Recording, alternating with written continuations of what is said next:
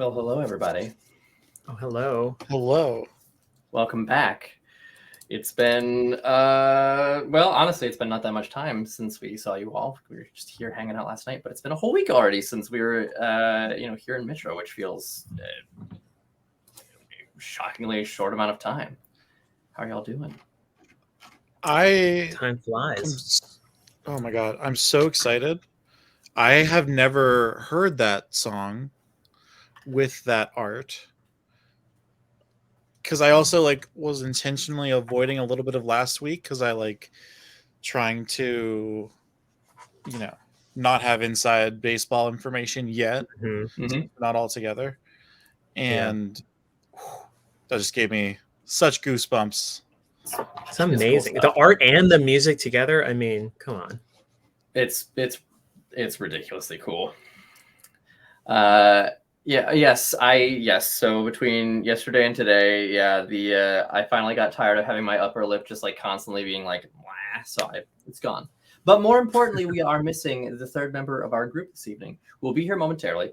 Omar is running from another stream to come here because we're busy folks, and the final boss of Dungeons and Dragons that is scheduling really is a tough one. But we've managed to work around it tonight. And we'll be in a pretty good spot very shortly here. I'm so excited. Let's get some music. Ooh, so good. So tonight we will be exploring the dynamic of the other half of our group. I'm so excited. We've got. Honestly, it does truly. This half of the group sounds like a joke.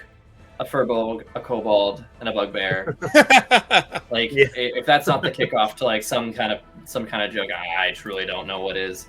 The moo's gone. The moo's gone for now. It'll come back at some point, probably. Oh, I thought you looked weird.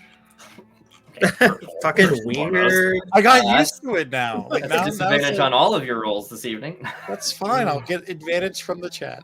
No, you can't. I have removed those for the evening. Zutalo. Oh no! I know I'm naked. Ooh, sorry. This is I'm on the wrong website to have my upper lip exposed like this. 18 and over only. Yeah, seriously. Oh my goodness. Upper lip. Full upper lip. Oh no. Oh goodness. We have to put a disclaimer on this on YouTube now. Mm-hmm. I would also like to point out, this is truly the only time that I have ever shaved my upper lip and had people be like, what are you doing?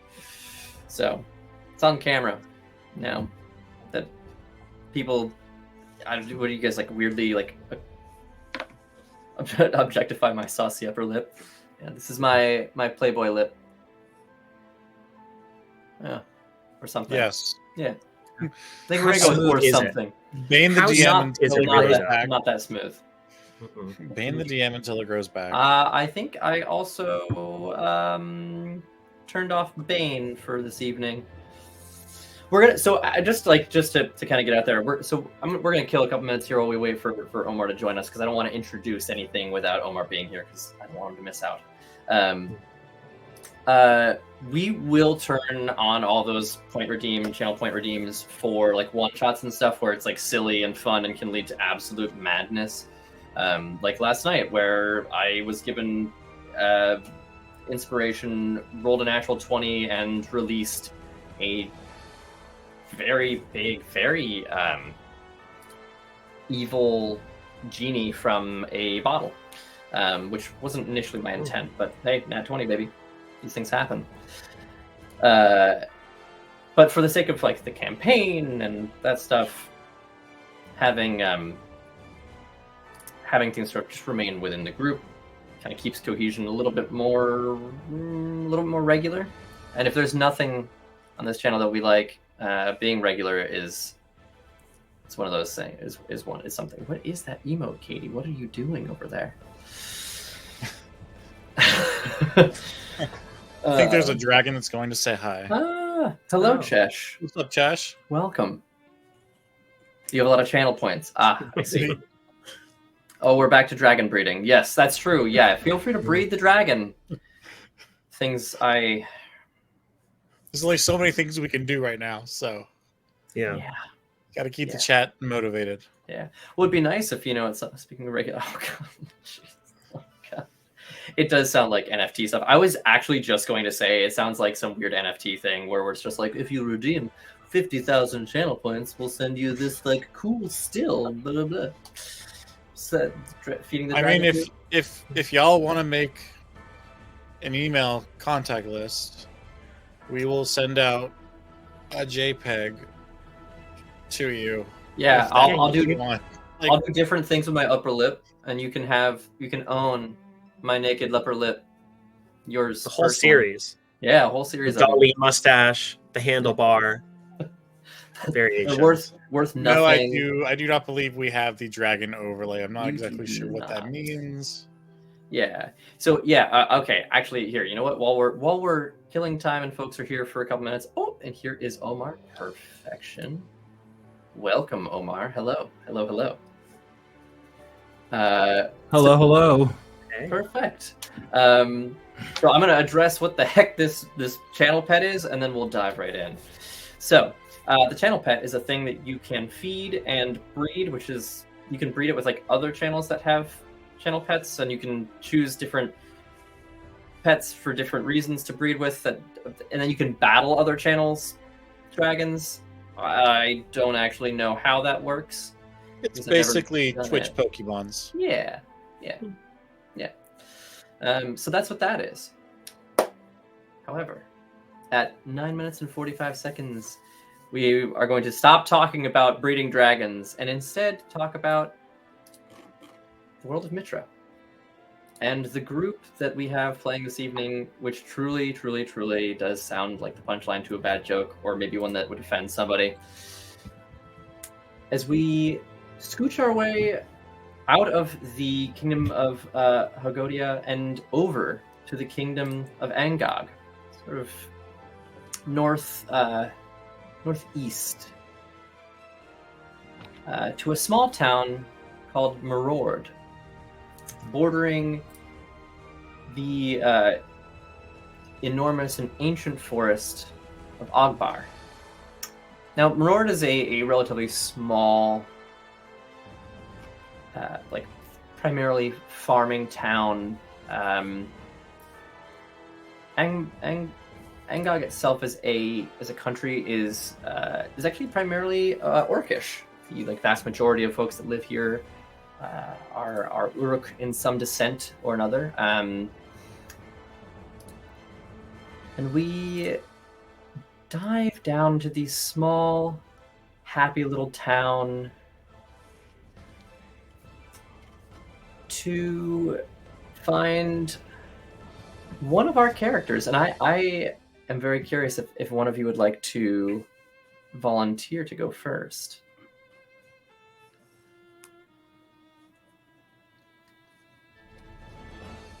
Omar, I think you said something, but you are muted. Whoops, sorry. I was moving around, getting things in position. I didn't want to cause background noise, but yes, I would volunteer. Why not? Amazing. All right. Yeah. So, on just a pleasant, warm, early fall afternoon, we find ourselves looking at a figure to a little something, meditating in the woods, I believe, quietly enjoying the sound of a cool breeze moving through pine needles, the sounds of birds chirping, the occasional squirrel chattering at you because you're near where it probably buried nuts. Maybe. Who knows? We see a figure that I think in terms of dress looks relatively out of place, especially in a rustic town such as this. Who are we looking at sitting here in the woods? So, sitting in the woods with his fuzzy legs tucked underneath him, kind of kneeling with his eyes closed, you see this kind of teal-colored, fuzzy bugbear wearing almost Elizabethan Shakespearean clothing, very dapper clothing, of that era. He has a kind of puffy neck piece and a white shirt and beautiful filigrees around his outfit that are like it's tight. You could tell he although he is slender, he's still muscular, and so it's almost pushing out of this tight ensemble with his tights on his legs. As he does, he's kind of just muttering to himself, 1, 2, 3, and is kind of counting over and over again. He's counting the sounds that he hears, the chirps of the birds, the scurrying of the woodland creatures, and this is a ritual he does every morning. He cannot start his day without having to count what he can hear in his surroundings. Is there anything in particular that you like to listen? Like, do you like to focus on a particular aspect, or are you truly just taking in everything around you? He's attempting to take everything around him. He wants to know everything. 4, 5 sounds, 6, and then kind of keeping and with his eyes closed, nonetheless, he's just trying to say, woodland creature, leaf, and then kind of, and he's just, and anyone nearby can hear him doing that. He's doing it out loud. I think that there are probably a couple of children who have caught on to this ritual who like know better than to interrupt this. I think that there's a healthy respect for this sort of, as far as they're concerned, this outlandish character. But there is a definite interest from the sort of a lot of the like younger folks in town. And I think that you've probably over time, over the last 5 or 6 days of committing to this wonderful ritual, and I think probably finding a spot that really suits you and is sort of like enough of a clearing that you have this nice space around you and you can absorb a lot of sounds that you hear occasionally, just like whispers between children who are all sitting maybe 30, 40, 50 feet away, maybe imitating you at this point. I think there's a couple who have, sort of tried to figure out how you're sitting and imitate your posture and are just sort of watching. And I don't think they understand why you do this, but I think that they enjoy the process of coming out here and sort of like sharing this space with you. How does Alistar feel about having drawn an audience of maybe 10 or 12 children here who are all, some standing, some sitting cross-legged? Do you acknowledge them? Do you sort of go about your morning routine? Alistair kind of, it very much bothers him. Alistair does not like being around people. He doesn't like to show that he doesn't like being around people, but it is very bothersome. So there might be a little sweat drop on his head as like he goes 45s, 40, 1, 2, because he's not very intelligent. And just the mere presence of knowing that people are staring at him is just making him even more awkward than he is. How long of a routine is this? It's until he can't hear anything else anymore, until he has pointed out every single sound that he happens to take. And if if he's like in a party, if anything, it may like hinder their progress, because he must complete this before he goes to bed and after he wakes up. And with his low intelligence, it'd be a little lengthy. It'd take a little bit of time. Could you go ahead and just make, as you go through this, as you restart, an intelligence saving just check to see how successful you are in finally getting through, despite the constant distractions. I think in the back of your head you hear Master Shifu say, "My child, breathe deep. Think not of the world around you, of the passage of time. Think only of the sounds, number them, appreciate them, and let them pass over you." Go ahead and make that check. An 11. An 11?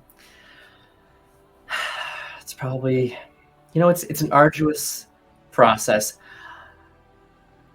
maybe a couple more false starts before finally that one squirrel that keeps chittering at an irregular interval finally shuts up and leaves you alone. I think you finally get to that point of like, oh, I finally made it. Thank goodness. And I think at this point, most of the kids have gotten bored because there's other things to do. They have an entire forest that they can roam around and pine cones to throw at one another, cool, fun kid shit. But I think you see a couple of kids who are maybe a little bit more dedicated to figuring out what it is that you're doing. Also probably a little bit on the older side, somewhere in the realm of like 12, 13-ish, who are still sitting there as you sort of release yourself from this moment of being sort of present for the world around you. Okay, I kind of like opened my eyes afterwards and viewing the remaining children around me, and just like a weird pause when he kind of just blank stares, looks at them, and then kind of goes, "Come hither, children. I shan't hurt you." And he kind of smiles with like a toothy, very scary grin with his -2 charisma.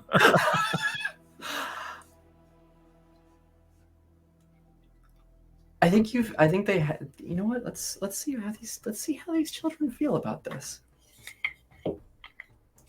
There's only a couple of them. Wow. Okay. The dice are with you today, and the three of them kind of look at each other, and they all sort of like, why not? And they approach, and they're all three of these kids are these are orcish in some way. One of them appears to be half orc and is a little bit smaller than the other two, who are full orc. They're like sort of broader shouldered, a little bit better musculature, that kind of thing. But interestingly, the smaller of the three, the half orc, kind of appears to be sort of like maybe the most talkative or sort of the de facto face of the group. And so as the three of them approach, this child looks up at you and says, Can I... Why do you do this every day?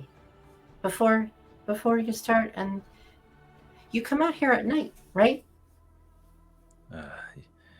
Yes, child. This is a ritual that I doth perform in order to ensure that mine own mind is still and ready. Ready for what?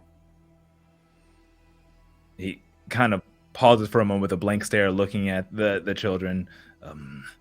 Ready for whatever the world shall cast upon me.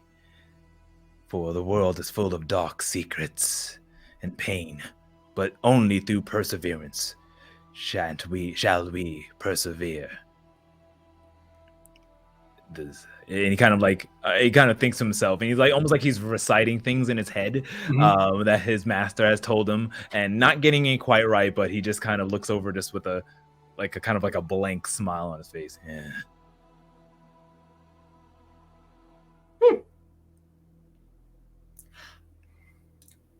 I didn't do well on a test the other day. Is that what you mean?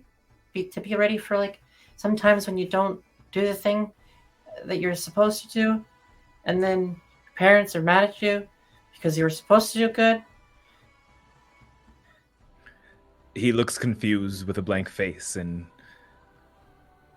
that thou mayst speaketh the truth.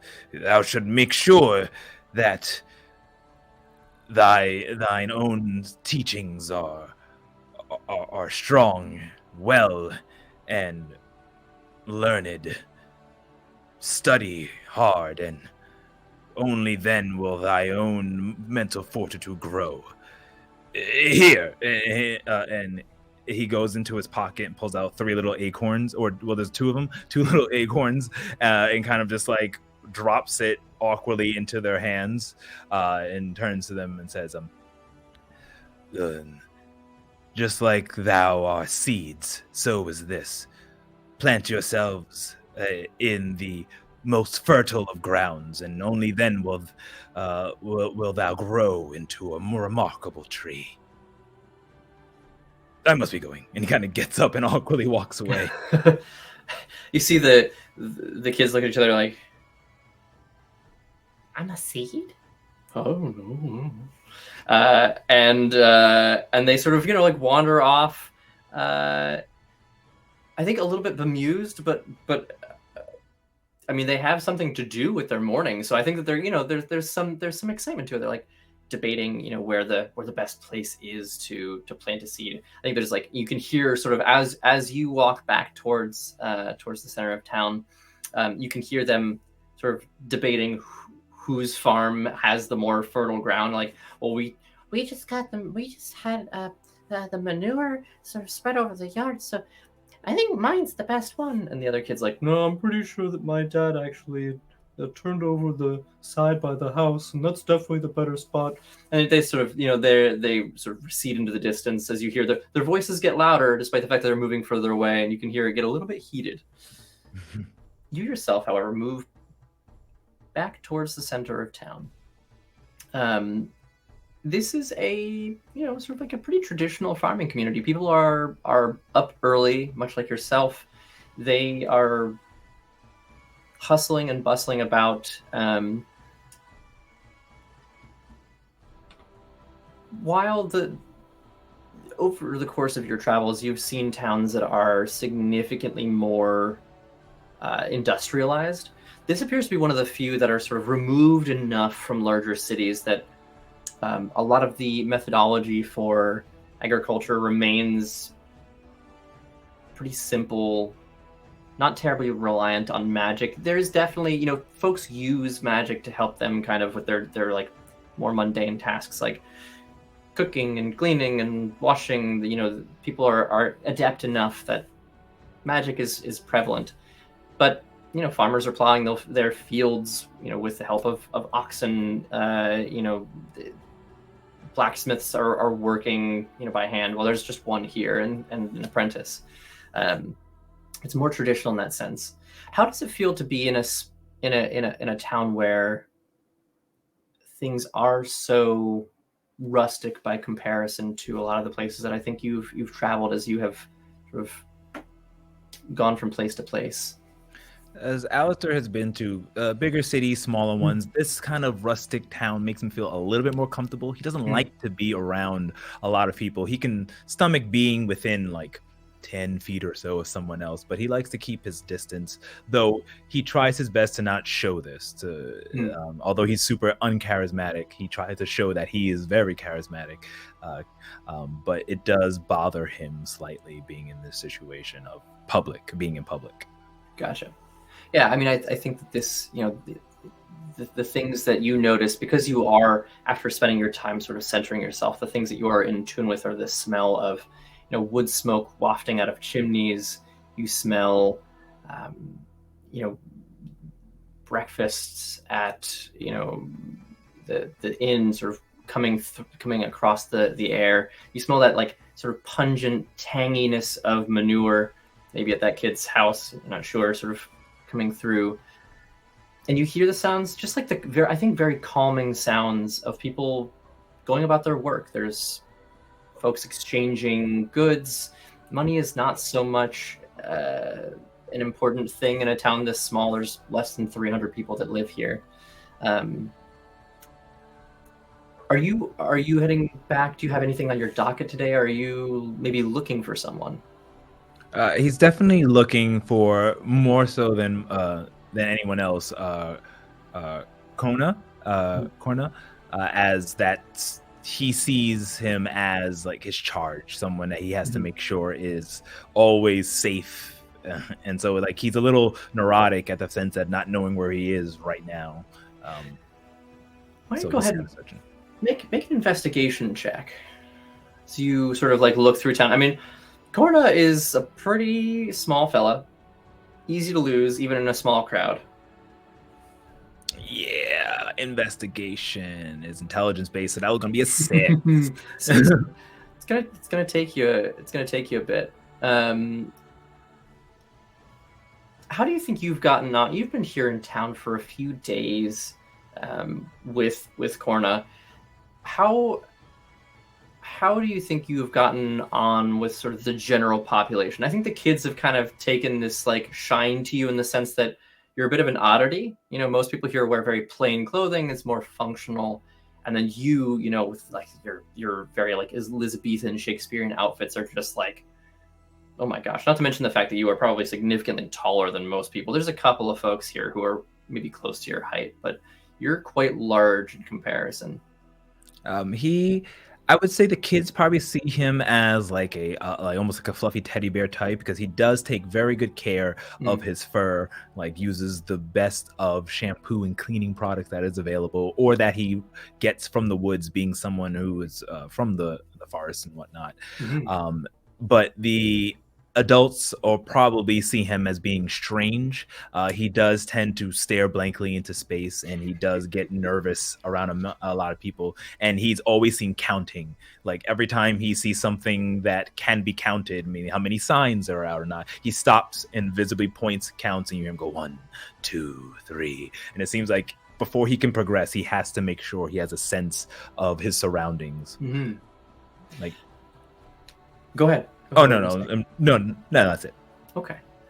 I think that there's probably,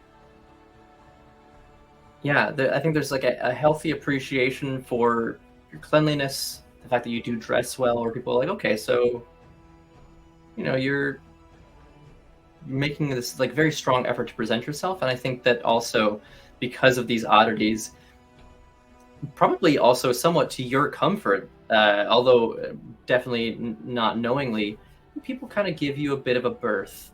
I don't think they really understand. I think, you know, in a town such as this, travelers are not that common,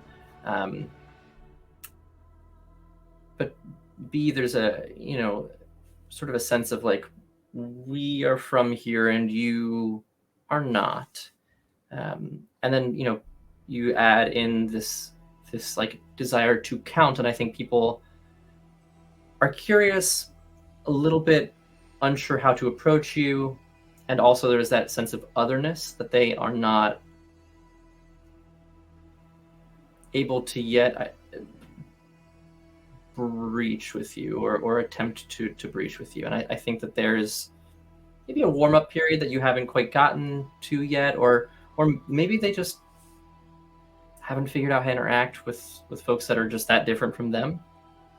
But after maybe 25 or 30 minutes of wandering around, do you like call out to try to find Corey, or are you just kind of like quietly going about it and sort of keeping to yourself? Although bugbears are stealthier on the stealthier end, he's just yelling out. As soon as he gets his attention span falls away and he just gets tired of looking, he just goes, "Hark!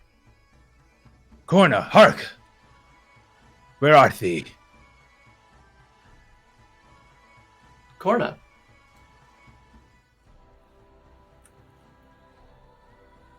What are you doing this morning?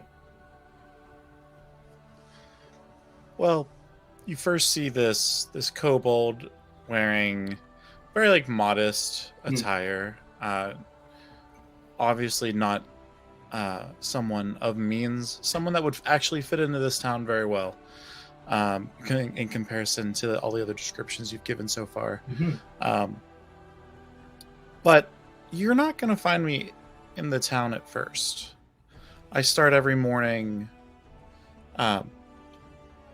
all like 3'6" of me. I start every morning in my obstacle course, like warm up, running between the fallen over trees, half rotted, half still soft with moss, as I like tap across them with my clawed feet. I am a small little kobold, so I I have these big red eyes that are just way bigger than they probably should be for my face. I have a short snout with like a salmony tone to my scales and skin. I have two little horns kind of poking back, and in my right hand, you see me waving around my magnifying glass as I plan out my next set of adventures and mysteries for the day. Out of curiosity, what are maybe some of your favorite adventures and mysteries that you've solved over the last, nearly a week that you've been here in town? As I am, out of this forested course and like edging into the town itself, I run past the kind of like the general store, like the shopkeeper from like the general store, and I wave. Are you ready for this? My body is so ready.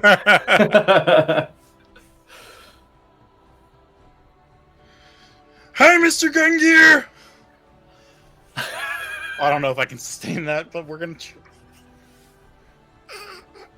Here we go. Don't forget your glasses on top of your head! Thanks, Corda. I really appreciate that. You see an older gentleman sort of looking out of his window as you go by. I think people are in stark contrast to the sort of standoffish nature of Alistar, your significantly larger companion. Mm-hmm. I think people like really have taken a shine to you because you're just, like you're so small compared to everyone. Children, I think in particular, just truly see you as like one of the group. Like almost immediately welcomed in and sort of like absorbed into their mass. Today's an unusual day, actually. Normally, I think you have a lot of company as you go about your morning obstacle course. I think a lot of them really enjoy like running it with you, Yeah. or at least attempting to. Some of them are significantly larger than you, and it's kind of difficult because you'll like run up a branch or something, and then one of them will try it, and it'll just break. You have like these orcish children who are, like in some other places of the world are like just full-sized adults, basically. They'll try to like swing on a thing that you swing on, and it just snaps. And as you run by, he sort of waves and pats his head and goes, "Oh, there they are." Puts them back. Puts his glasses on. Ah, That lovely. was that was my favorite mystery that I've solved recently. Finding the missing glasses. Missing glasses. It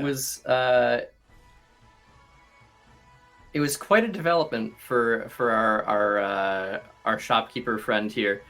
Sort of like general store-esque, although it's very much a system of bartering here. It was kind of a running joke in town that he couldn't find his glasses, despite the fact that they were like always on his person. Yeah. And I think you came to town, you're sort of like, "Oh, I solve mysteries. This is my thing." Da da da. He was like, I really have trouble keeping track of my glasses. and you're like, "Well, it's a good thing they're or right here. I think this is like a daily thing where you're like, don't forget." And he's like, "Thanks." So as you run by, it's sort of like your morning routine of like, don't forget them, and he smiles and chuckles to himself. Are you going anywhere in particular at this moment? Or are you just sort of like running through town, sort of like working on your fitness kind of a deal? Kind of like running through town, working on my fitness kind of deal, but then also always keeping an eye out for someone in distress. Make a perception check as you run through town. Perception, that is a 17 plus 1, 18. You hear the sounds of distress as someone yells, "Hark!" in the distance. But it's a voice you're familiar with. Okay. Alistair! Nope, still not it. Alistair! Nope. Why am I holding on to this? Oh, for goodness. In hearing, do I hear him? You hear something. you hear the garbled voice of someone who like definitely has a frog in their throat still, and it like has been running. Maybe needs some water. There's like some sort of like that like like when you run a lot and your saliva gets really like sort of like thick, like sticks in your throat. You hear someone kind of like half choking on that as they run through town. It is a voice you definitely recognize, though.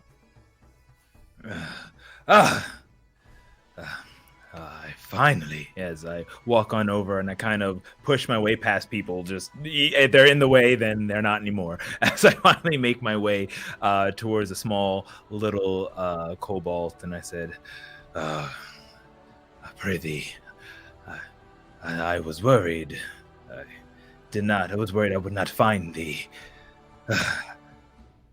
How art thou? You just see this little kobold standing next to you, looking almost straight up as if I was looking at the top of a skyscraper. You see me kind of tapping my feet anxiously in this response. I'm excited, but still kind of there's a reason I'm always running around, and I'm just like constantly even like running in place a little bit. I'm okay. Nope. Mm-mm. Can I get Nope. Alistair begins inspecting him, just kind of like probably even picking him up, just to make sure that he is all in one piece. Thou look well. Fine. How does thy day go?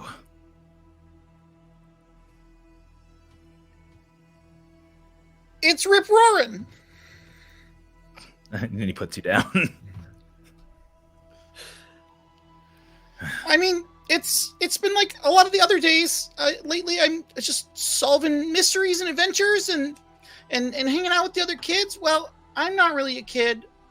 I've told you. Remember, I'm 9, right?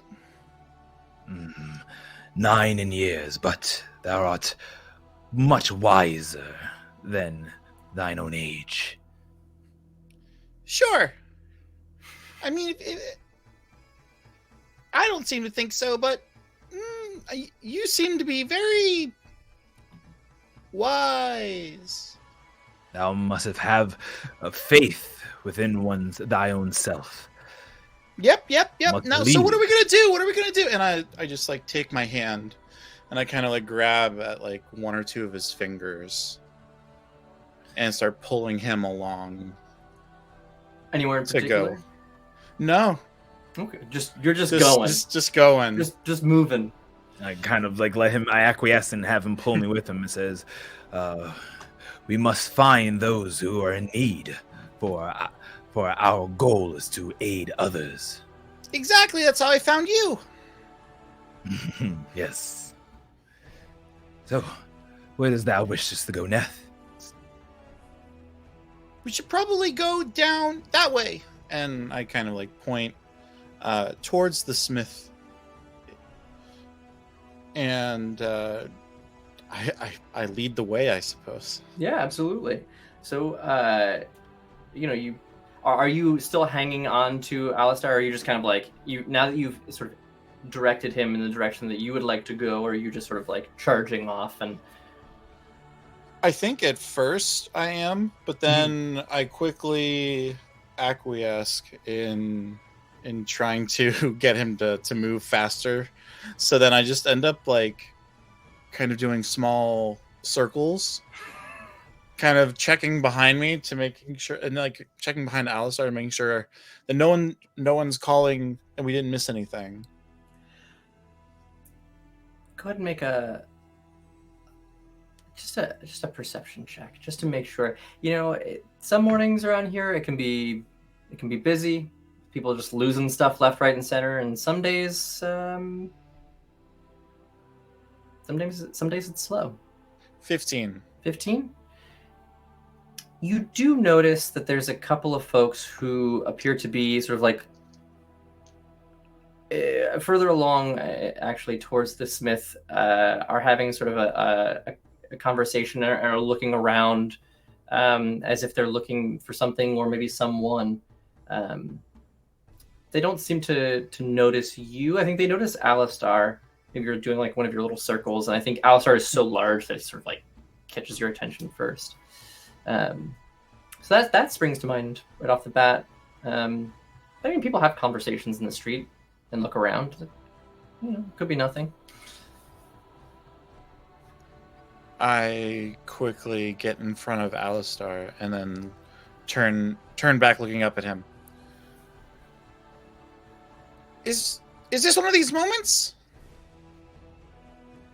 What dost thou feelest in thou own's heart?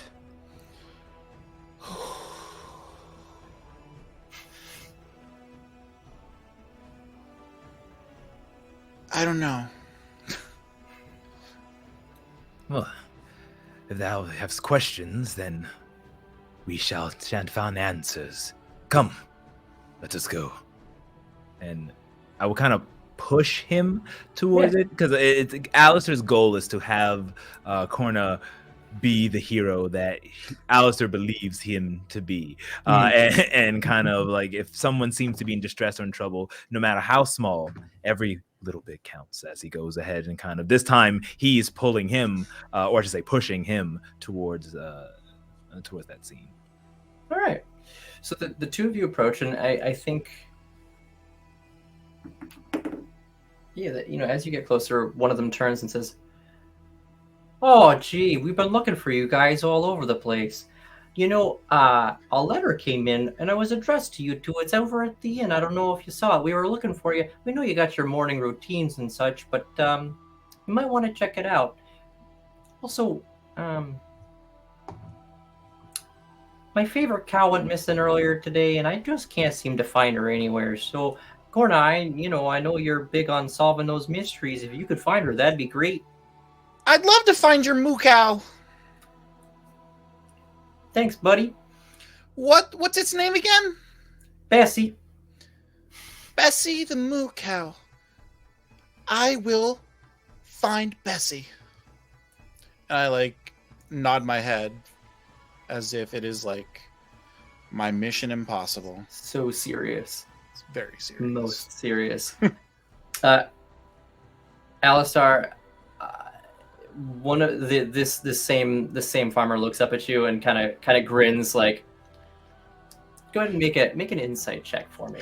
Oh, I'm so good at those. I know. An 11. An 11? I think generally you like reading people is sort of a difficult thing. It's kind of a two-way street, right? I think reading people can be kind of tough for you, yes. And I think also other people find it tough to read you in return, especially when you sort of when you get sort of lost in your own thoughts and begin to sort of think about any number of things that might spring to mind and sort of have that blank look wash over your face. But in this moment, I think because you know Corey quite well, you realize that this guy probably knows exactly where his cow is, but really does people I think really seem to get a kick out of Corey's solving of mysteries, and so he kind of grins and winks at you, and says, every good detective has to have someone helping him out.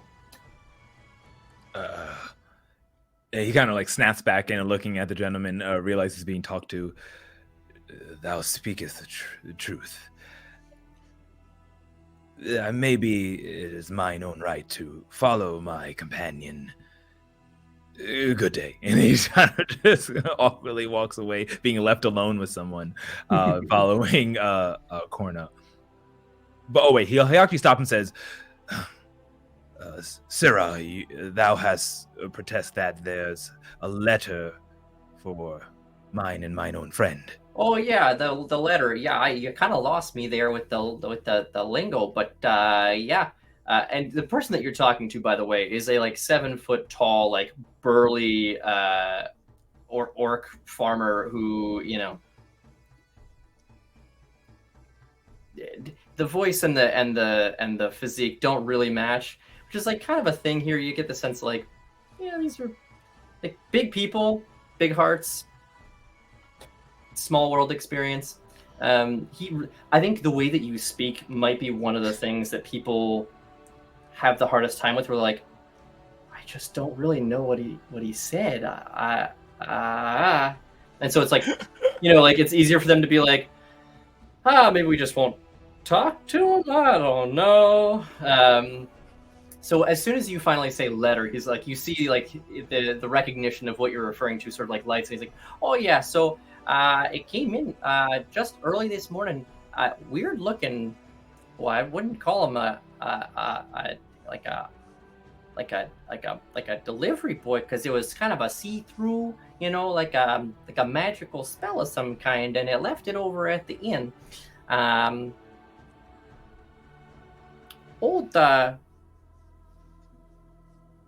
Old stories about stuff like that, you know. It looked a little bit like a ghost, but it didn't try to scare anybody, so it couldn't have been too bad.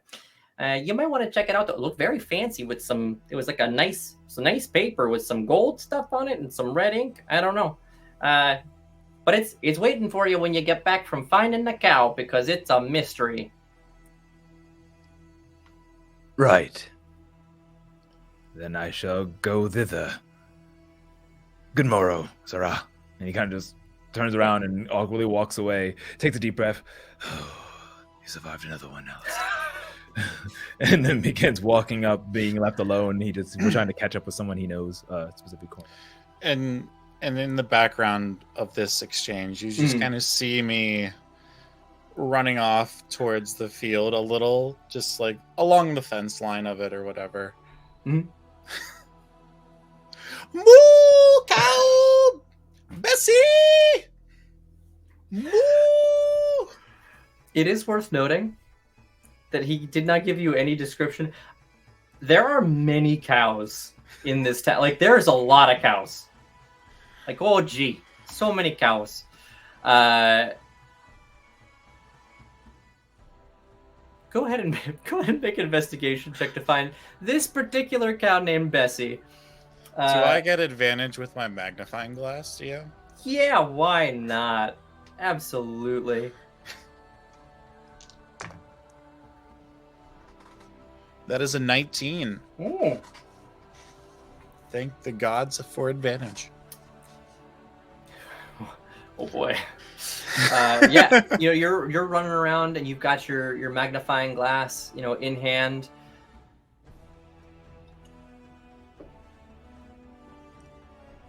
I think you find many cows before you find the cow that you are reasonably certain you're looking for.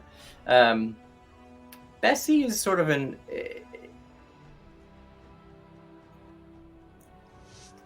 I wish I knew more about cows to give you a better description, but like, you know, you've got sort of your typical cow that everyone thinks about, and you've got like your longhorn cattle. Yeah, those are different, definitely, totally different kinds. So you got like your black and white spotted cows, and then you've got your longhorn, which is brownish color. You do remember at some point someone talking about how, you know, old Bessie, what a temperamental old cow she is, which was said sort of in a derogatory term, but also as just like a flat descriptor. And I think you come face to face with Bessie, who is a very large, ornery old cow. Magnifying glass, and you see sort of like the big gold ring of, you know, sort of the septum piercing, as you find yourself face to face with all 1,200 pounds of Bessie. Yeah, it kind of dawns on me as I kind of bring my head up with the magnifying glass, and on that gold ring it just says Old Bess. And I just like hear a chuff of Moo Bessie! and I jump on top of Bessie. Oh boy. Animal handling check for sure. Oh man, you only get so many of these. It's true. In And a this is probably like campaign. the one and only, right? At this where Alistair is kind of just at thing, just staring and looking with just don't fall. That's a 13. 13. Bessie is not She's an accustomed Yeah. to having someone on her, but also you weigh very little, and I think there's this moment where like I think Alistar, you in particular, there's this moment where he like, hops up and you see she like her head kind of comes up and she's like stiffens for a second. And you're like, uh-oh, am I gonna have to kill this fucking cow? Before she kind of like shakes a little bit and then just puts her head back down and continues grazing and just doesn't seem to pay him that much mind. Yeah. I'm like trying to like get the cow to move. No effect. She is perfectly content where she is. Do I have anything in my inventory? Corna, how goeseth? As thou need any assistance? I have a little bit of ink that I traded one of the small children for, like, I don't know, I found a really cool bug and they were like, let's trade. Bugs So are I a got hot this- commodity. So I have this ink and I don't want to stab Bessie with a pen. So instead I take a claw Okay. and I write Bessie as big as I can on like its side, but it like curls around like a black Sort spot. of like- So it says so Like, that way Bessie. so that way the farmer can identify Bessie for sure to know that she's not missing. Perfect. Having solved yet another mystery so successfully. Is there anything that you would like to do? And Alistar, you've seen Corna solve these mysteries now like a number of times. Like people are just kind of like enjoy supplying him with these like random assignments. What is the reaction? Like, what reaction do you have to the like solving of another mystery? After seeing that he didn't fall off and he was waiting with bated breath, Alistair kind of just takes a deep sigh and kind of smiles to himself slightly. Even if this is a tiny little deed that can be like a drop of dew in a giant lake, he sees this as progress, as a good deed is being done, and it weighs just as heavily as if he saved a town. Oh yeah. Well, what would you like to do now that this mystery has been solved? And Bessie, so deftly identified and anointed with ink. I will walk on over towards Corna. Are you still on the? No, I've since gotten off and I'm making my way back to you a little bit too. Corna, thou shalt be proud for what thou hast accomplished. Thanks. But methinks there is a letter awaiting us over at the inn. Who would write us a letter? That I don't know. Perhaps we shall investigate. Sure. And afterwards, maybe we find more worrisome who are in need of our aid. More mysteries. More mysteries, as thou puts it. So as the two of you walk over towards the inn, only a couple minutes away, our attention turns to a figure somewhere. Where do we find Billion, Alex? And who is Billion? Yeah. Well, at this moment in time, Billion is lounging in a tree, whittling on a tiny piece of wood, carving out a little Firbolg with giant fluffy ears. He is about the same size as all the villagers and pretty small for a Firbolg. Only about 6'8", pretty skinny, easy to not really notice. And he sort of blends into the background regardless. So he is happy sort of just hanging out in the tree. His outfit is very plain. It's very simple.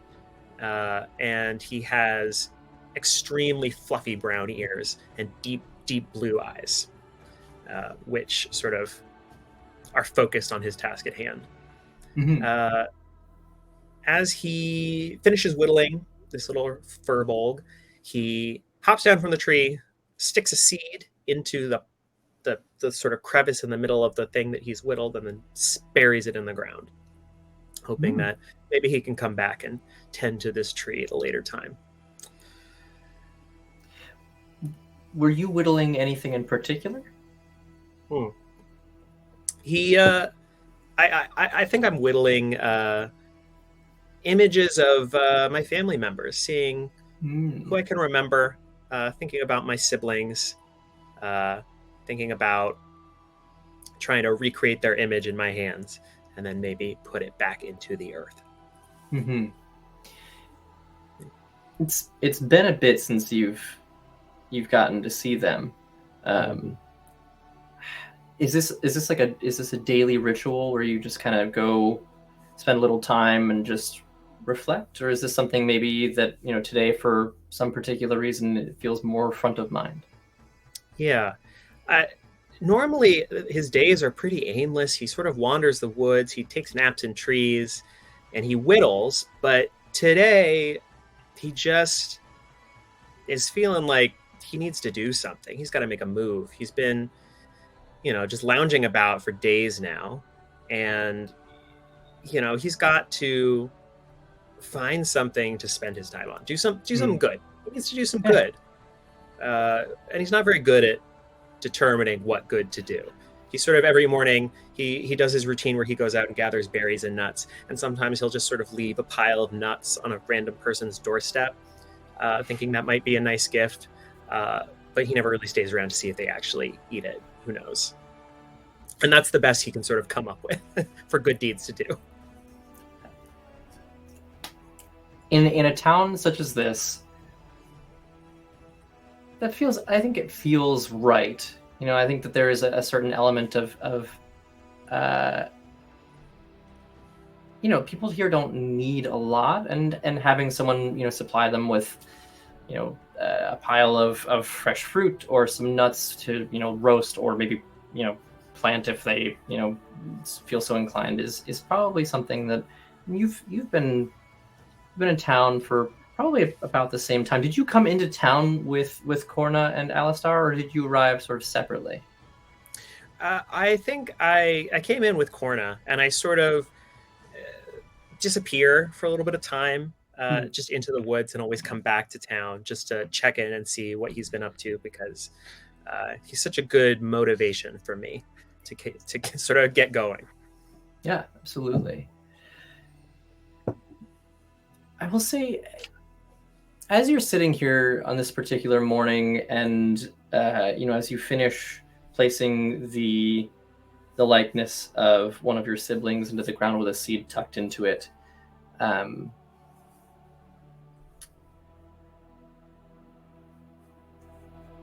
you can't help but feel that there's like a little, just like an itch in the back of your brain, which is new.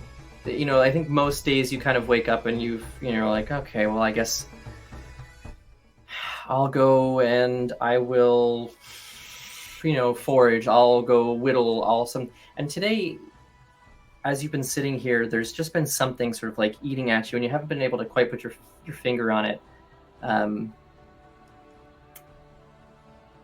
Could you make sort of retroactively, I want you to sort of think back over the course of your morning. Could you make a history check for me as you're sitting here in the woods? Sure. 7. 7? Yeah. You had this. It's probably nothing, but you felt like you saw like just movement of a kind that was sort of out of place. I think it was one of those things where like it's probably just like a shadow or whatever. Mm-hmm. But the combination of those two things, I think it leaves you feeling a little bit unsettled, which is probably not an unfamiliar feeling. Just sort of overall over the last period of your life.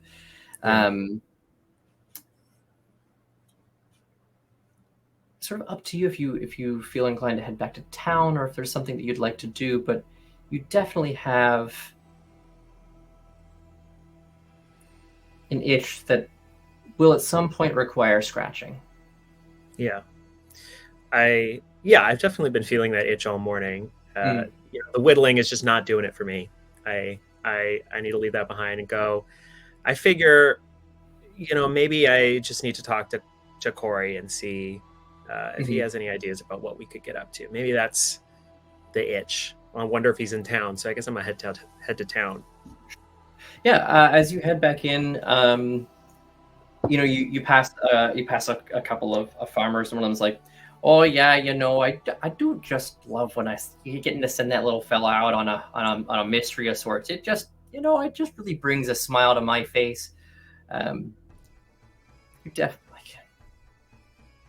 There's only one person who is able to elicit like that kind of just like general adoration for someone who is like doing these things that are relatively trifling. It's a good indication of the person you seek being in town. Folks, I think, despite the fact that you are able to sort of blend in, I don't know that many people here have seen a Firbolg before. Yeah. And, I think they say, "Oh, good morning to you," before passing by on their way to do whatever it is that they want to do.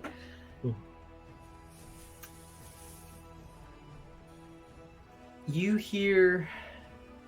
Yeah, Mitra orcs are Midwestern. It's true. Well, these ones Absolutely. are. There's orcs from other places. Very polite. Very polite folks. Same.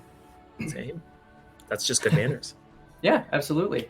I think that people here have taken a liking to you because I think that there's this sort of mutual understanding of community.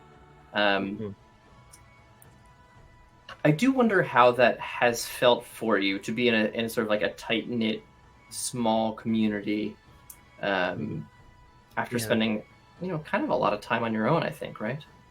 Yeah.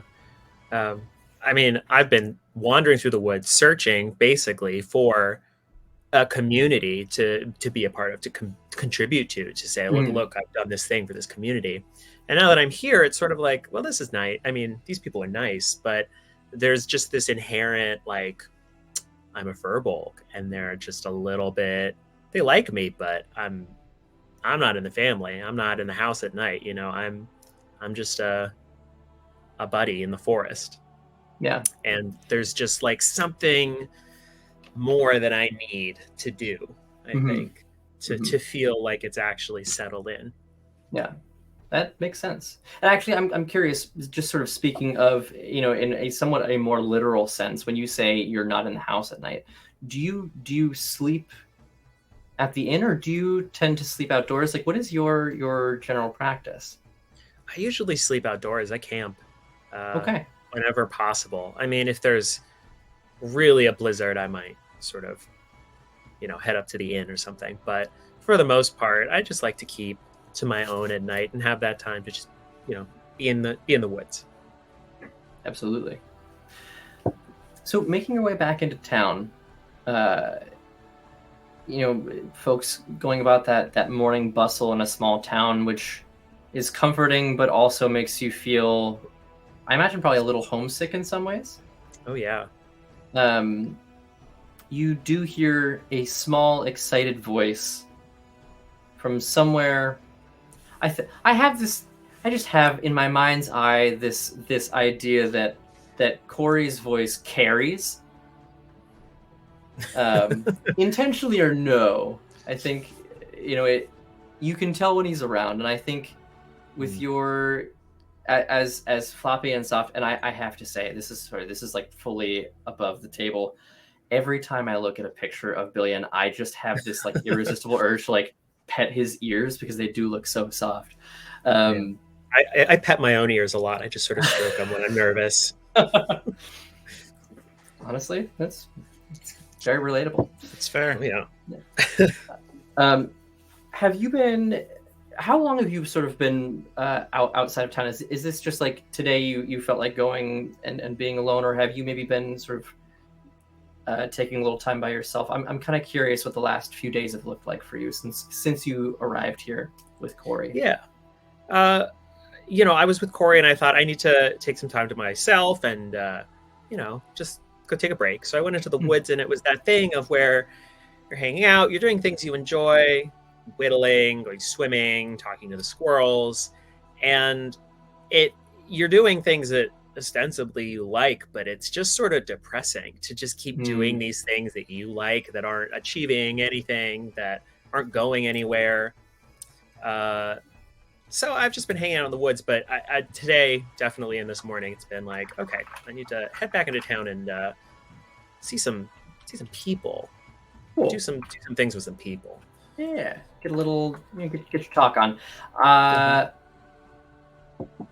Yeah, I mean, I think like the hot goss in the squirrel community lately has been Alistar, because they're like, he's sitting in the spot when we all buried our nuts, and it's like, every morning we're trying to go get, we're trying to like bury them there because it's autumn and winter is gonna be here pretty soon, and morning time is useful time. And we can't use it because he's big and scary, and so it's been like just like 3 days running now of just like that's all they can talk about. And I imagine that after a while you're like, yeah, guys, you could just like pick a different spot. Like, yeah, there's options here. Well, that's ridiculous. We couldn't do that. But you hear the voice of your very small, very excitable compatriot carrying to you on the wind. Am I calling out? Do I see Bill? I think you. Why don't you both make perception checks? Let's see who sees the other first. Alistar, if you would like to, you are welcome to as well. Although if you are sort of wrapped up in your own thoughts, that also is. Oh yeah, he is totally wrapped up his own thoughts. That's a 4 perception? for me. 4? Okay. Is that perception? It is perception. Oh, I swing around holding my magnifying glass with a 19. Oh. I see my tall friend sticking out among the orc. Yeah.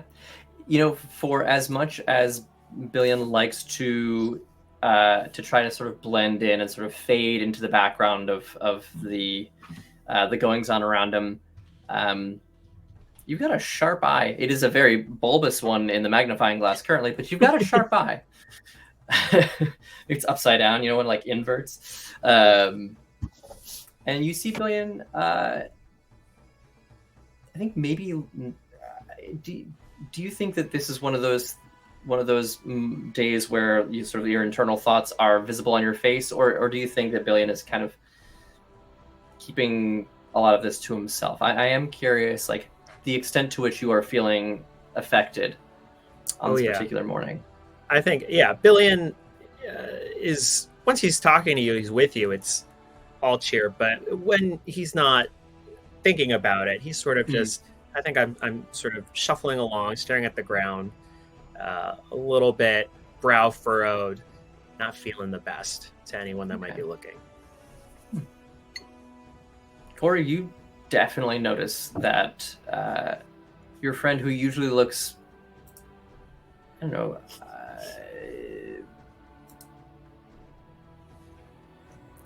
I don't want to say serene, but sort of, just kind of like unflappable and calm and sort of present. It does look uncharacteristically out of sorts today. Okay. I guess as I first see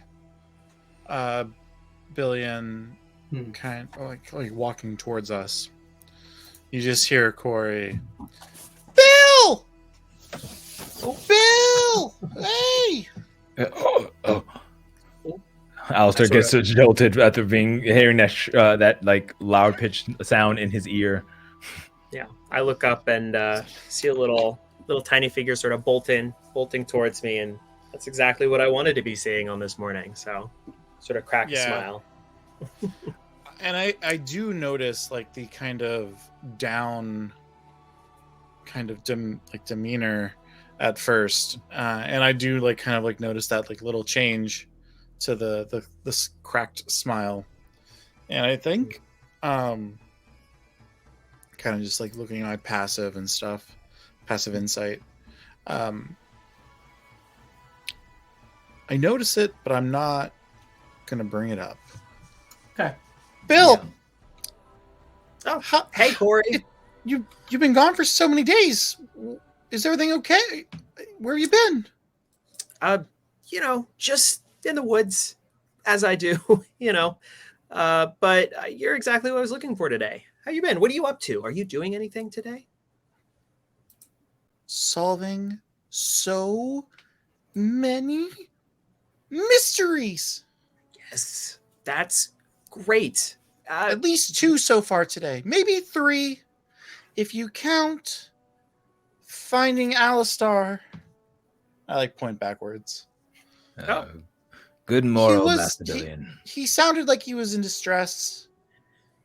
Oh, are you in distress, Alistar? Oh, no, not at all. I am quite fine, but I do have to ask, how fare thee, Master Billion? You do look quite odd. Oh, great. I'm good. Yeah. But I was hoping that I might help with some of these mysteries today. Are there any good mysteries? Anyone in dire need? There's a huge mystery. We got a letter. A letter? From who? I don't know. That beeth our goal, to venture and find out who sent us this strange letter of some kind. All right. Well, lead the way. All right. Shall we go thither then? And Alistair continues leading the way towards the inn. I kind of bound along between the two of them, kind of talking a mile a minute to Billion, because 3 days felt like 20. And I don't know exactly where you disappear off in the woods, but I know sometimes we see each other and I hadn't seen you.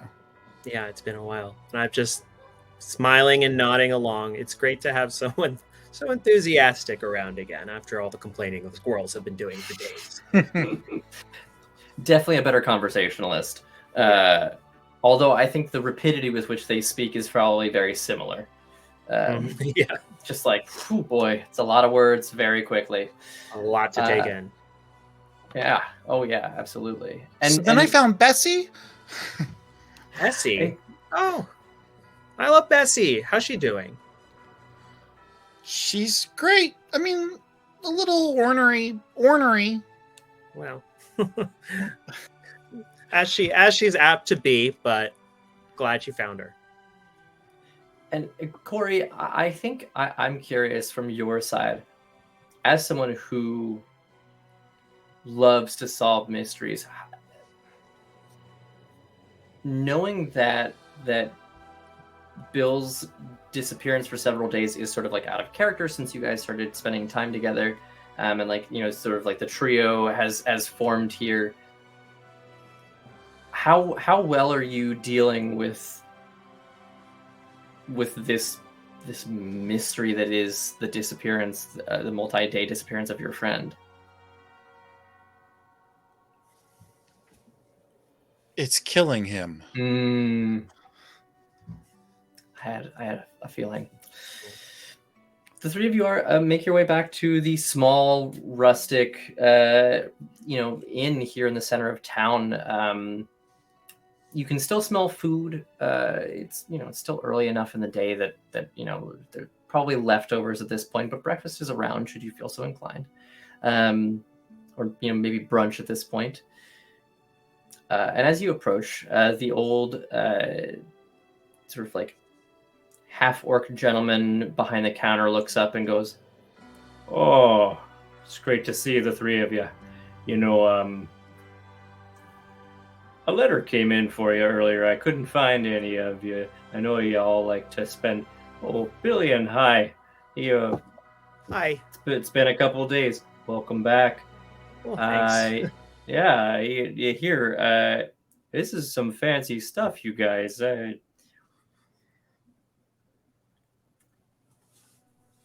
Very official looking. Here. And you can tell, like, this is probably the most interesting thing that has shown up here besides the three of you in quite a while. And at this point, the three of you are no longer that interesting. Like, you've been here, you come in and out, whatever. But a letter that is this fancy, and as he passes it to you, you do notice the parchment that the envelope itself is made out of is beautiful. The writing, the ink on the front is this sort of like metallic, shiny red ink that refracts the light in sort of an unnatural way, and it is addressed to all three of you in a hand that I don't think you recognize. On the back, there's a wax seal, just like thick gold wax. I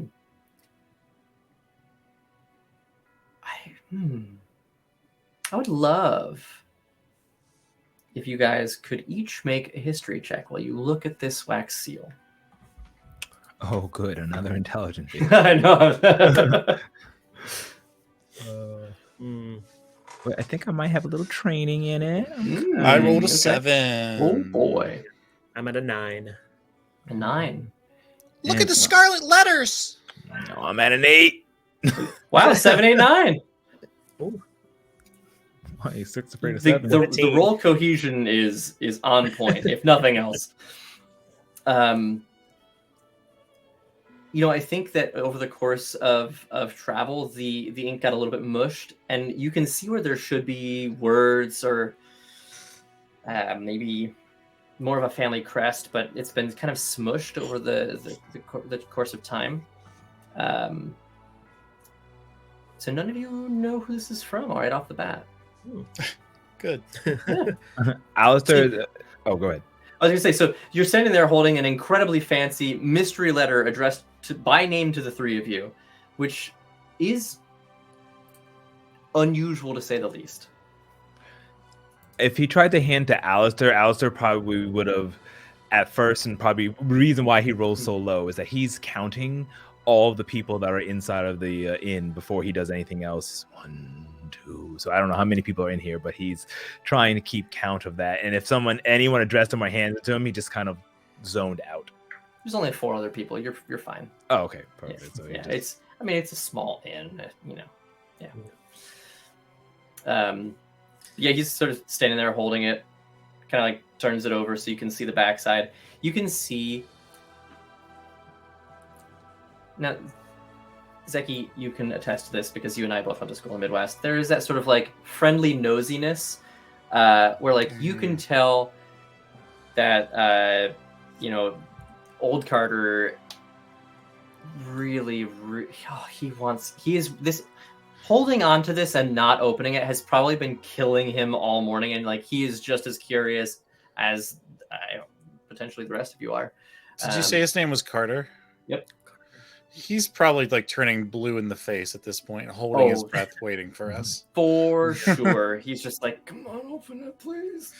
Alistair kind of looks at him and says, Sirrah, does thou wish to have coin for compensation? And goes into his coin bag thinking that he doesn't. Oh, no, that's just fine. You know, it's Somebody sort of open it! Open it! Open it! Open it! Oh, I thought you'd never asked. Can I read it with you? Is that all right? Sorry, that's a little nosy, but I am curious. Does he get close to us? I think he's on the other side of the bar, sort of like tidying up from whatever was left from breakfast. So I think he's sort of like holding it out to you over it, but I think the bar is still between you. Alistair grabs the letter and takes a big step back, not wanting to put some distance in between. Message received. I understand. And he kind of turns around and carefully opens it up and kind of unfurls the parchment inside and kind of holds it to the rest of the group. Well, let's see here. And he begins reading it out loud. Sure. So the three of you are named at the top. Hello, my dear Corna, Billion, and Alistar. It's been some time. I, Giovanni, Francesco, Giuseppe Russo. A name that does ring bells, by the way, will be arriving in the very near future. Later today, in fact. Hopefully this letter finds you before I do.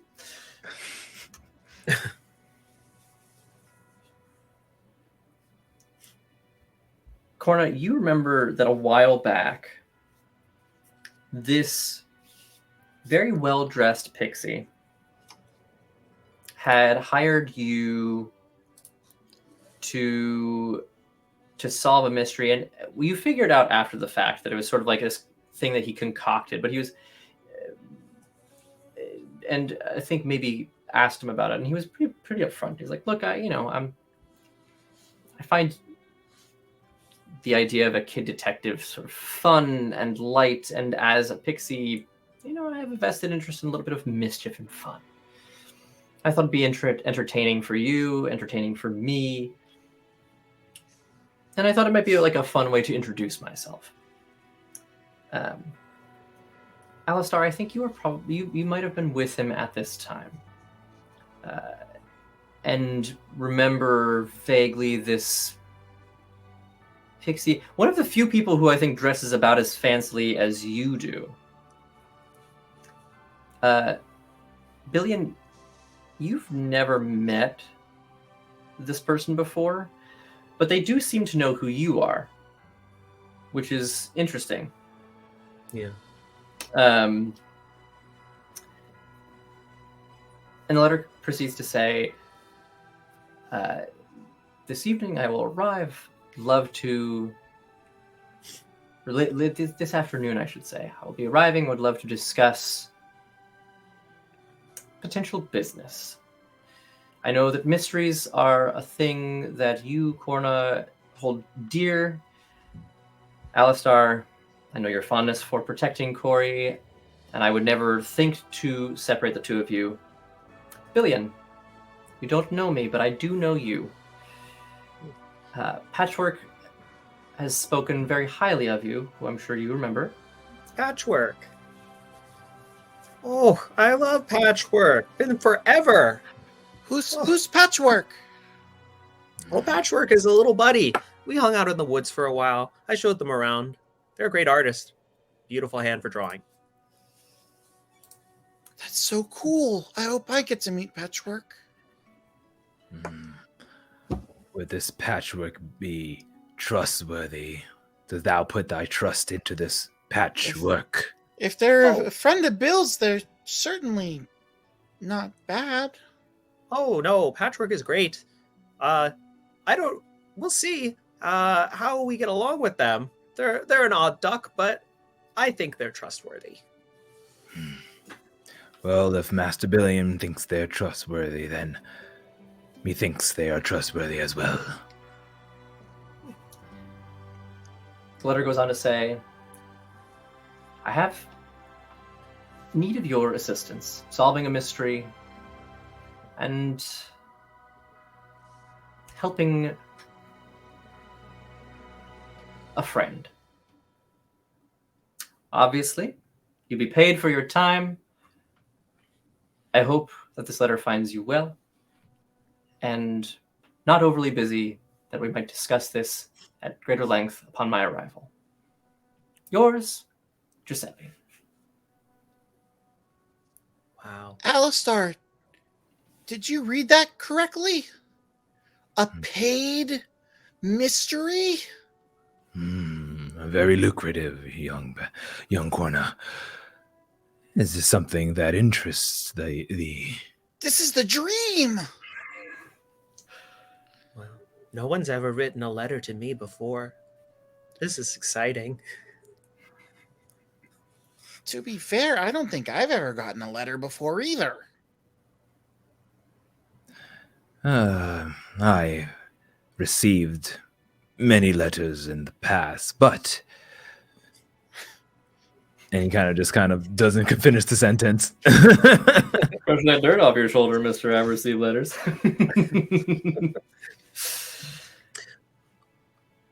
So, are we gonna do it or not? Of course! If this is what young corner wishes, then this is what I wish as well. I do love that just the idea of solving a thing and being paid to do it is like, you're like, yeah, I'm in. Say no more. You're like, no brainer. Of yeah, yeah. obviously. Oh. What other questions need to be asked here? Who am I to say no? While you guys have been reading the letter, old Carter has gone and is like, So I figure, trying not to eavesdrop, of course. If you got a big fancy meeting coming up, you might want some food. So here you go. and he puts 3 plates of food down in front of you. You should tell you that arrived a few hours ago, so you might be sooner rather than later when this gentleman arrives. Should I make? Do you want me to make something fancier for your meeting? Mm-hmm. Oh, no, I think this is good, right? Well, Master Giovanni's the type of pixie who doth wants the finer things. So, if thou can prepare something of suitable taste and sustenance for someone worthy of such a title, then doth do so. And Fancy Corey food. is looking around the ground for what you may have dropped. He heard you say something about eavesdropping. He thinks you dropped something. Oh yeah. He was hilarious. legitimately looking on the ground. That is fair. What's funny is, like, as you are confused by eavesdropping, he is confused by what Alistar just said, and the two of you, I think, are just kind of like staring confused at one another. I end up like looking up at him. I'm like, what? oh, I was really just referring to listen in on your conversation. I was trying not to listen in on the conversation. Oh, that's what that means. Yeah, eavesdropping. Less the actual eaves and more... a lot of things are making sense now. A couple people told me not to be doing that, and I kept thinking I had a hole in my pocket. Yes, young corner. Eavesdropping can be something that's normally done by people who are rude or... It's for sleuthing. Sleuthing, yes. Though that it can break boundaries, and people can find it off-putting. But thou wasn't trying to do such a thing, was thou? Was thee? He says, looking over at Carter. Oh, no, not at all. No, I more proximity than actual intention, It's a small end. Do you have any fancy puddings? Oh, is that what you were talking about? I thought that's what Alistar was talking about. Yeah, A fancy pudding. Fancy. All right, I can meat, or vegetation. No need for just pudding. Sure, I can whip something up. Yeah, it seems Porridge. reasonable. Yeah. Oh, everyone loves porridge. Porridge. Good porridge.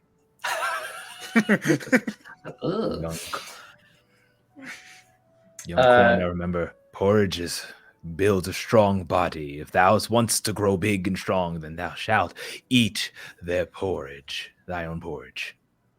So true, Alistar. Thank you, Master Billion.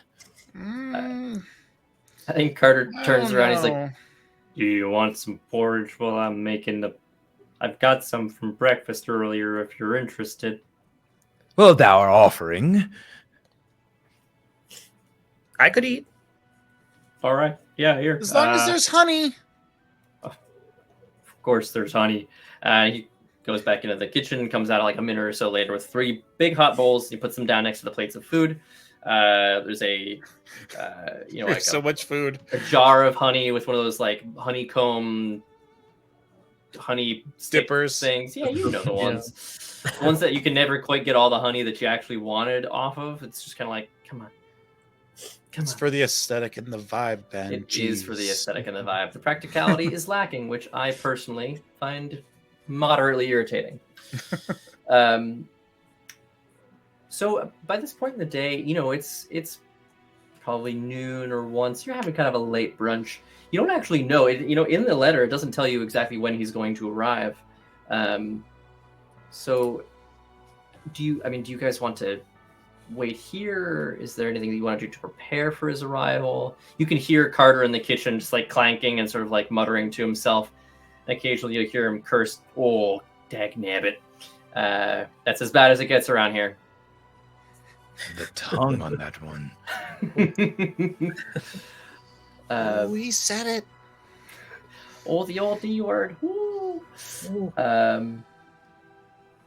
Is there anything that you guys would like to do in preparation for his arrival? I would say that Alistair will find a table that's free, and without even asking, kind of just like make his way to the back, I guess where Carter is, and just look around for the fanciest cloth, if they have any, like tablecloth. Oh, you're in the kitchen. Hey, hi. Yes. What do you have? Does thou have any cloth for the table? They are bare and deserve to be flourished. Or that's a thing? Yes. All right, I just realized my voice has gotten higher pitched as I've gone because my Midwestern accent just tends a little bit upwards. I suppose I could find something like a cloth for the table. Yeah, sure. Just give me a minute. And he comes back with what is very clearly a bed sheet, a flat sheet, not a fitted one, so you've got that going for you. But tablecloths, he's not that fancy. This is the best thou can muster. But, Looks crisp to me. Doesn't have any holes. Fair. He goes and just grabs it, walks away, and then puts it over one of the tables. We should find a table for the corner, like a corner table. That's where all good meetups happen. Is that the fanciest table? The corner table? It's the best for starting a mystery. Oh. Well, young corner, we'll find a corner table. As he looks around, is there available corner? I think there's a couple. There's 2 corner tables. One of them has people at it, and the other, I will say, in particular for Corna's liking, is the one that sort of like is facing the door, and like in all of the the stories you've ever heard about like good mysteries and meetings of subterfuge and espionage. It's always good to like have your back to a corner facing the doors. You can always see who's coming in and coming out of the building at any point in time. And that table does happen to be available. This is it. It's perfect. As you wish, Master Corner. A young Corner. As he goes ahead and Alistair puts flourishes the sheet and puts it over as much as he can to make it look nice over the table. Hangs down a little bit longer than you might like, but hey, it's not bad, all things considered. Maybe a minute or two later, Carter comes out and says, "Hey, so I know you want it to be a little bit fancy. How about some candles?" Yes. I pray thee, please bring us some candles. Right away. And he pops back into the kitchen and comes back out with, a couple of like handmade candle holders. They're made by one of the smiths in town. They're neither fancy nor like poorly made. They're just sort of like very functional. For what it's worth, though, they do add an air of some, weight to, as opposed to just sort of like, here's a table. It's like, we can like actually put some effort into this. All things considered, I think Alistar, it's not necessarily what you might like, but given the circumstances, I think you feel pretty. I think it's pretty good for what you have available to you. This will do. Wow, this is so fancy. Should we bow when he comes in? How will we know that it's him? Master Giovanni is a pixie of sorts, so I don't see much pixies around hither. So I suppose you'll see the tiny, small creature with almost butterfly-like wings. Do we have to bow lower because he's small?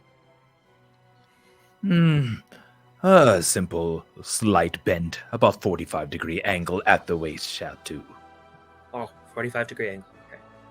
Sort of practice Like that this. a little bit. Yeah, Okay. Yes, we should all Great. practice bowing, showing respect like this. We'll just start bowing as a group. I love it. I think the other patrons all kind of like you hear like there's sort of like conversation between the four of them, and they're all sort of sitting chattering amongst themselves, and the three of you start just like sitting around a table that now has 2 candles on it and a bed sheet, which is a weird thing, and then the three of you just start bowing in 45 degrees, just at random intervals for I don't even know how long, truly, and I think that whether or not you care to do anything about it or pay any mind, the conversation goes quiet as the three of you just practice bowing repeatedly. At any point when we're finished bowing, and whenever unless we keep doing it, I do want to turn to Billion after I say good job with the bows, Master Billion. If I may do ask, wherefore art thou travel so often? It does put a dapper in the spirits of young Corner. Oh, it does? I sort of look over at Corna. He looks okay to me. Young Corner likes to hide his own emotions, but I can tell you, it does worry him such when he leaves so often and for so long. Oh, I didn't know that he cared that much. Well, I'll make sure to come back more quickly next time. I'm just sleeping in trees. You're welcome to find me if you can. Sleeping in trees. Why does our sleep in random trees? Aren't there enough trees along in our travels? Well, there are trees that are a little bit further away from all the people. But you're right. I shouldn't disappear for days at a time. That's not good. That's not what a a good friend would do, so I won't. I apologize if I offend. I just wish for thou to, if thou needs any help or is there an issue, then No, there's no issue. You're right. I was wrong. I will be better. Thank you for letting me know. you were not wrong, but and he kind of just awkwardly sits down as well, feeling slightly bad. And you know what I will say is I think there's something about that like wanting space that I think like resonates with Alistar. Yeah. You know, where it's just like there's something to that. I think Korna, because of his nature of being so like gregarious and interested in mysteries and whatnot, like being around people is sort of like feeds that drive, and it presents him with many more opportunities. And I think that because both Alistar and Billion have this sort of, I don't want to say reclusive nature, but are definitely a little bit more reserved. I think that between the three of you, Korna is sort of like the person that kind of like does the talking and, gets the information from person to person. I'm kind of curious about the two of you and like how much of a relationship you two think has developed between you over the course of your time together. Well, Alistair hasn't been with the group in its entirety for very long and has been following Korna since they met that day in the woods. And then meeting Billion, as long as Billion was someone that Korna held like as a friend, then he has been just normal cordial like he is with most people, not very attached, but as distanced as he is to everyone else except for Korna. Okay. Bill definitely is just uncomfortable around people in general, and that's why he's always friends with little weird guys, or alone in the woods with squirrels. And so as soon as Alistar showed up, I think it was sort of like, oh, so a scary, loud, but deep person. I don't know. I've sort of been a little afraid of Alistar, I think, especially since I know how intense he is about Cornucopia. So I think I've been a bit aloof, just out of fear, really. Yeah. Korna, are you paying a particularly like close attention to this exchange, or are you sort of like, what are you doing as they're having this chat? I would say that I probably am not paying any attention. And I'm like eating the regular food that was brought out and the porridge with honey, especially the honey. It's like take like a scoop, like a half scoop of porridge, big glob of honey kind of deal. Yeah, I think I even like take I see how good of an idea it is to put it on the porridge, and I like think to myself, this could be a good idea, and I put it on like my regular food too. Oh, just some extra honey. Heck yeah, absolutely. I think probably over the course of your meal, you'll just empty out this whole bowl, if I had to guess. Yeah. If they let me. I don't know. I think the two of you watch as your tiny, energetic friend proceeds to consume a lot of sugar in front of you. You're welcome to intervene if you feel so inclined, but if you are like, hey, whatever, it's not really my kid. I guess I'll just kind of like let him run wild. By all means, I am an adult. Yes. Alistair, seeing almost having like this kind of parental figure for a Korna, at least how he presents himself, his relationship. He does. I was gonna say he does go and say he doesn't stop him, but then says, "Young Korna, there should be a balance between porridge and honey." For if there are imbalance within what you consume, there will be imbalance in your own heart. Please. There was balance for the porridge, and then I found even more balance with the rest of the food. And then I didn't want the honey to feel imbalanced by itself. So I had to eat more honey by itself, too. Thou art on the right track, but... Balance in all things, Allie. Balance in all things, yes. Just, I pray thee, moderation. What's that? It means try to eat more porridge and less of the sweet honey. You will rot your teeth. No way. Yes, way. I love the contrast of like Elizabethan English, or like Alistar's version of it, and then just yes way, deadpan. It'll happen. It's gonna happen. I am curious how long you guys spent practicing bowing before sitting down to eat at this table. Like, do you guys want to roll? Is there sort of like a general consensus? I do personally love the idea of the three of you rather just sort of like standing there bowing for like 20 minutes, making sure you get it just right. Like, oh yeah, we want to get 45 degrees, back up. I'm curious though, if you guys wanted to spend like, like sitcom levels of commitment where it's just like, the scene has been drawn out to the point where you're like, oh my God, we get it. Honestly, it's like Leslie Nielsen, just like Alistar bows to Bill, and then Bill bows to me, and then I bow to Bill, who then sees Alistar, and then Alistar bows back to him, and then I see Alistar bowing, and I think it's for me, and then I bow. So we just keep bowing. It's a whole bit. Alistair would continue bowing just to make sure, because he will be very critical of your bow.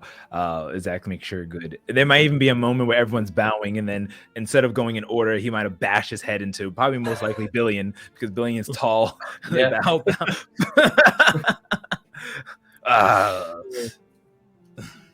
And I figure all the bowing is just what fancy people do. I mean, I live in the woods, so I'm just going to keep bowing if that's what we're doing. I don't want to mess this up. Yeah, absolutely. At some point, I'm sure you just begin to hear like snickering from the other table. Not sort of like, not in a way that is sort of like malicious, but I think like the sight of two very tall people and one very small one bowing just back and forth in random order for a wildly protracted period of time, at some point just becomes uncontainably funny. That might potentially be the point at which you guys stop bowing. I don't know how self-conscious you guys get. But overall, it's only maybe 45 minutes to an hour after the three of you convene and sit down and make this table and eat, that you hear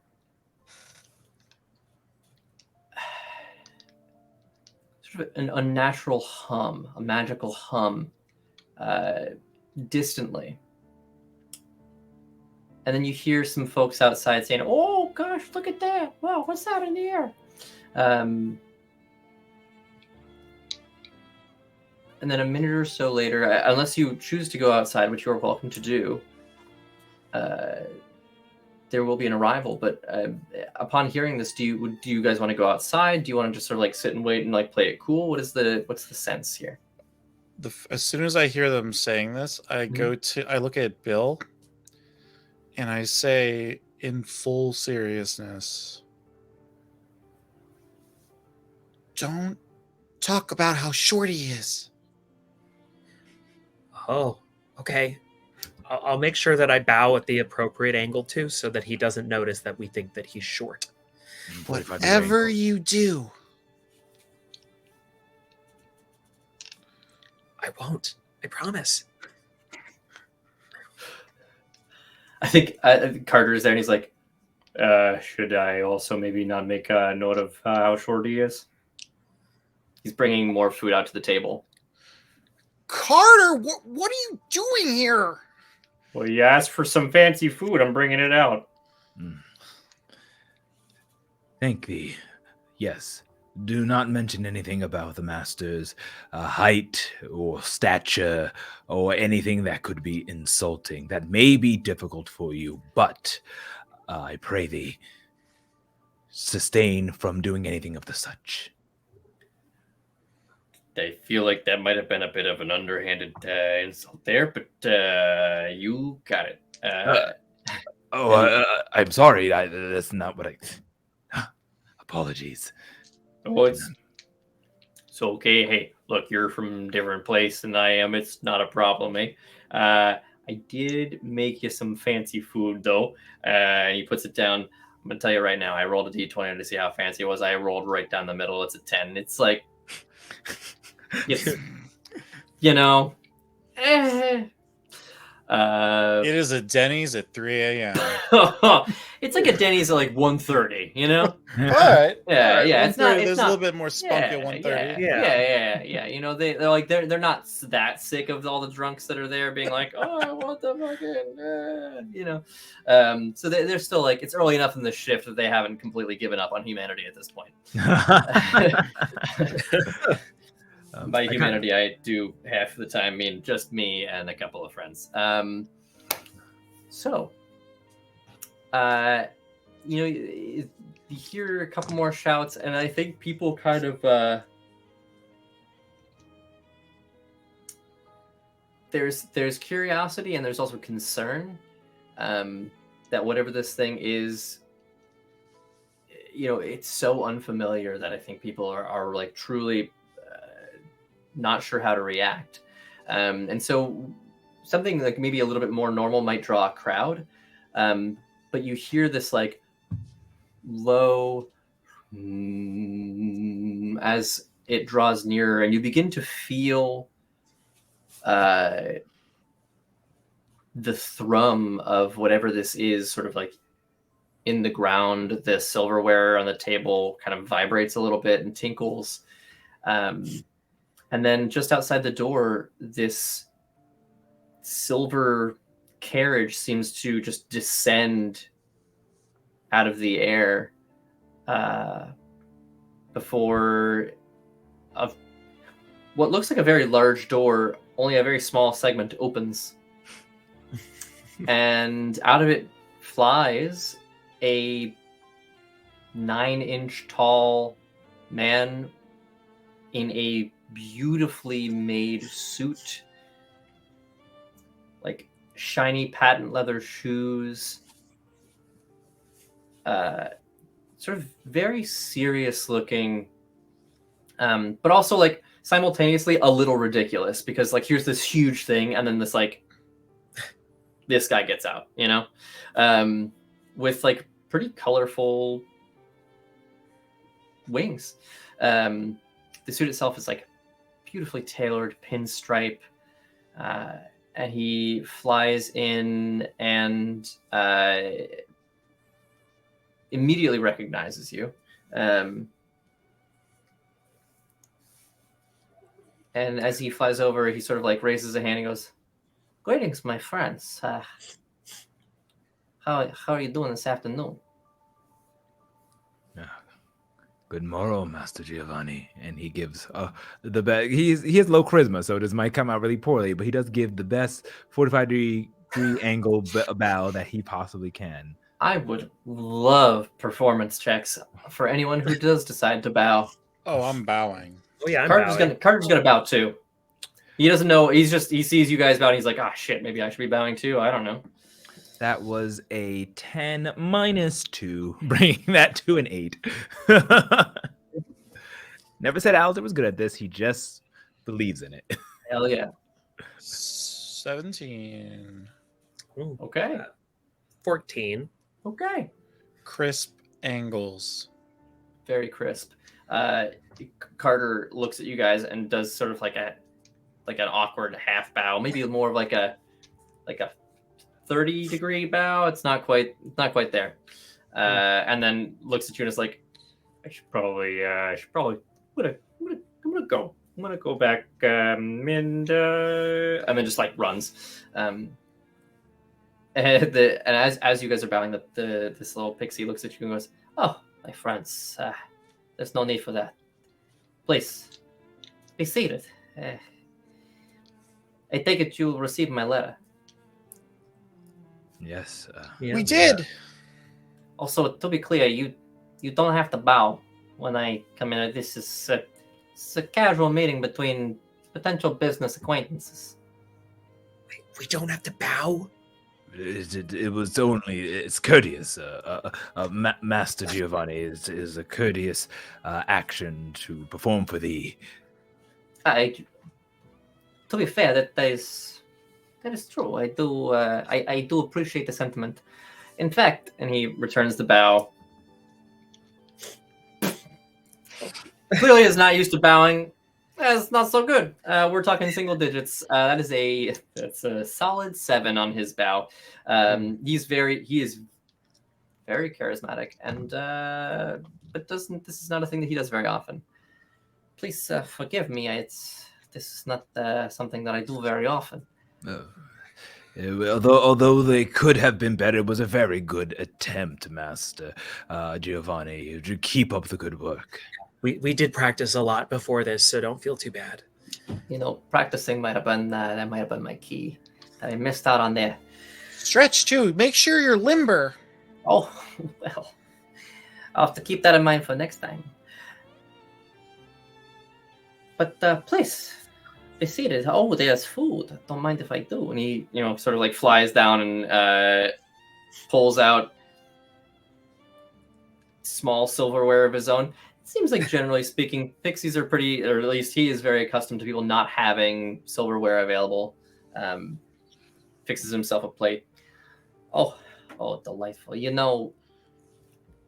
Living in the cities, it's got its ups and its downs. One of the things I got to tell you is that the food is just not, it's not the same as these more rustic places. It's just not as hearty, Anyhow, you got the letter? Sure do. Yes. Mm-hmm. Okay. First and foremost, I want to tell you, I have contracted with 3 other people for the job, but I feel like the potential for group synergy is there between the 3 of you and the 3 of them. Billion, you and I have never met personally, but I know who you are. Very flattered.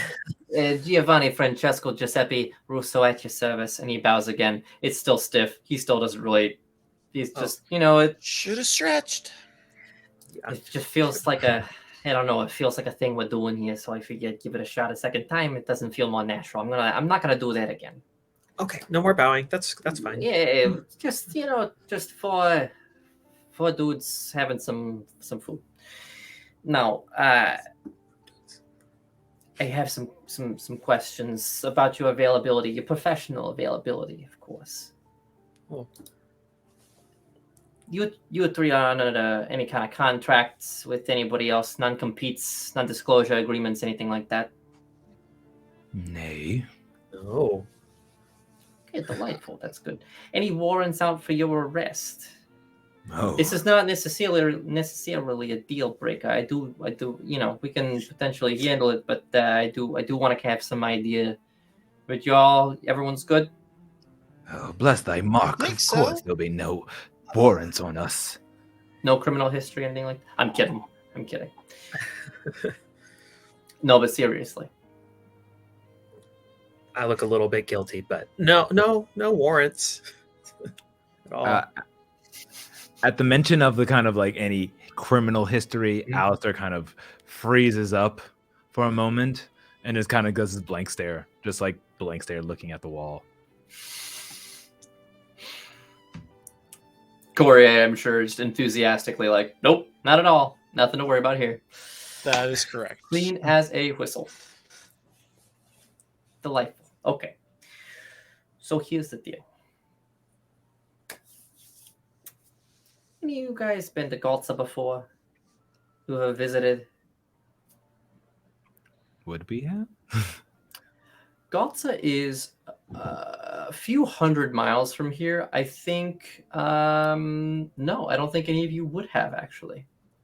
No, Yeah. Okay. Nay, no. No. no, I Okay. haven't. Okay. Is it nice? Is beautiful. Most beautiful town, city. I've been living there a long time. It was a town back when I first arrived, but it is A no whole longer. city? City. 40,000 people. Well, more than 40,000 at this point, to be fair. Alza starts scratching himself. 40,000 people. It's a lot of counting. So, here's the deal. It has come to my attention over the last, I want to say, 48 hours or so, that there's a circus that has come to the traveling circus. You guys have been to a traveling circus, of course, right? No. No? No. What is it? Is that where they keep So- the animals in the cages? Some of them, yes. Yeah, they do. Oh. I've heard Like- of such thing called circus. Like Bessie? They have them in like a field? No, it's more like a smaller cage where you can move from place to place. There's less room to move around. So it's a prison. That doesn't Oh. sound fun. Animal prison. It's pretty, yeah, I'll be honest with you, it's pretty much a prison, yes. Oh, then thy job is to free these animals from their captivity. Specifically one. Hmm. So here's where you come in. So I've got a guy who's been keeping track. But there's one particular animal that I am interested in. And I do have this other crew on the job. They're there at the circus currently. Now my concern is that the possibility that things go sideways and they need some assistance is not zero. And I would like for one of my close associates to not have to reveal himself in the process of aiding them should things take a turn for the worst. Now, this is where you come in. There's two things that I need from you. One is I do need backup. Right? Things go bad, you step in, everyone walks out, we're all alive. It's a good day. Two, I need to figure out who is responsible because, when you're committing a crime, you don't really want to put yourself out there as the person committing the crime, right? This seems reasonable to you guys? Want other people to go out and do your bidding, We're committing crime? No. We are not committing a crime. Well, I guess it depends on who you ask.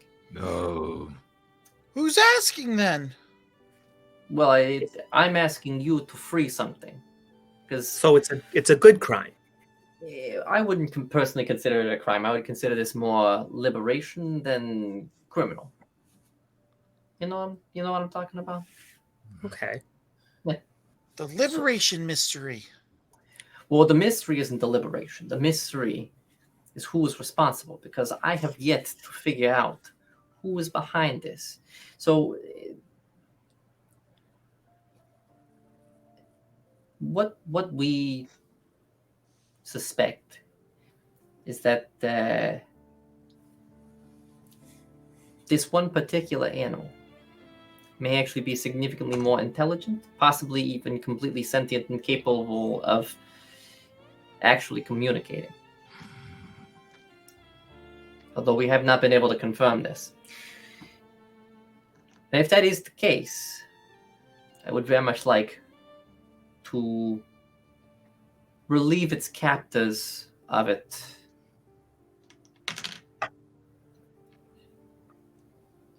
Maybe find it a place to live, something like that.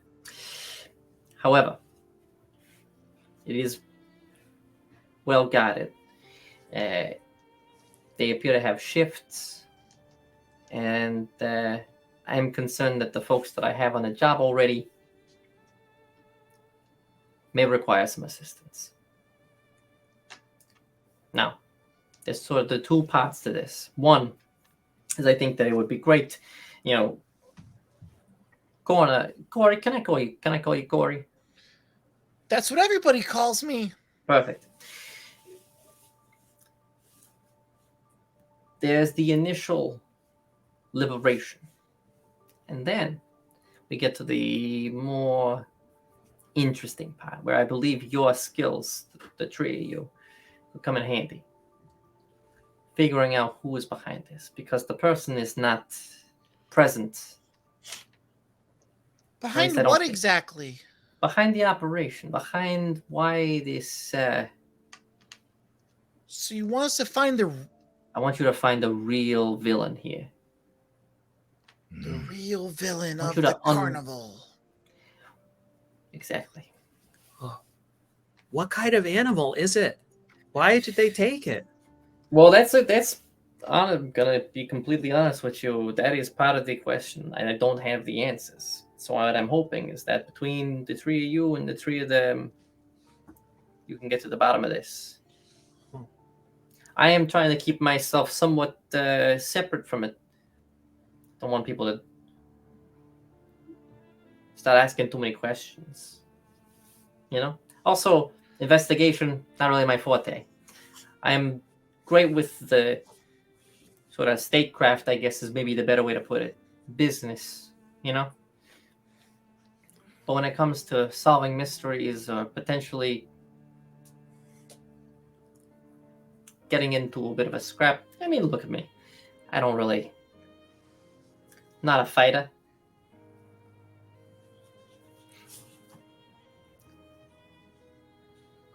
Could I interest you?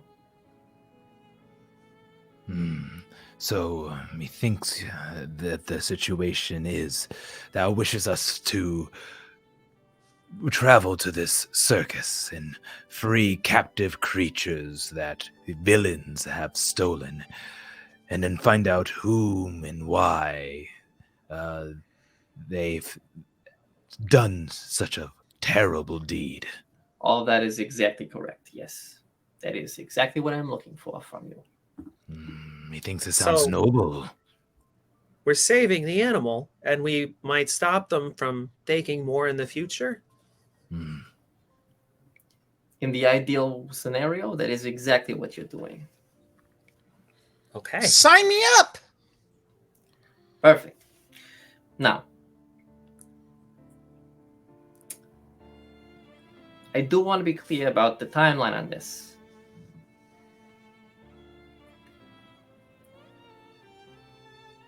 While the initial investigation could be very short-lived, I cannot promise you that this is something that is sort of a one and done. It might take several months of investigation. It might take more than that. It might take less than that. I don't know. So I'm not going to have you sign a contract or anything like that. That would be too much. Think of this more as a bit of a trial run. We see how it goes. We see how you like it. You like working for me. Great. If you like working with them, great.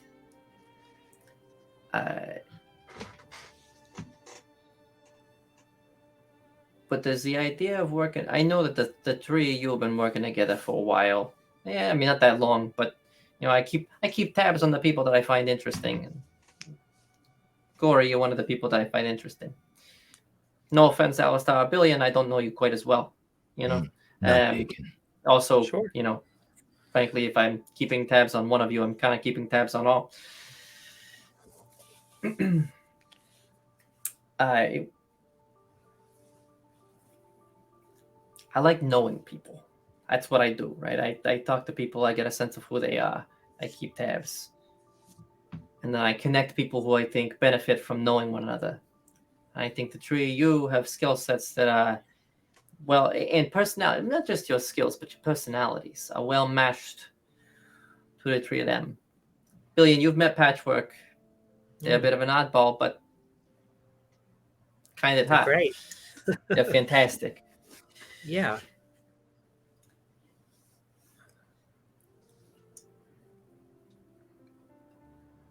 I think that the six of you together could do something pretty great for the world. I think You have the potential to impact more than just the average person with average people. I think that you are above average, and I would like to support you in whatever way I can. Now, if things don't work out, obviously, I'm not going to force you to do anything, but after this is solved and resolved, and you've rescued the beast or the monster,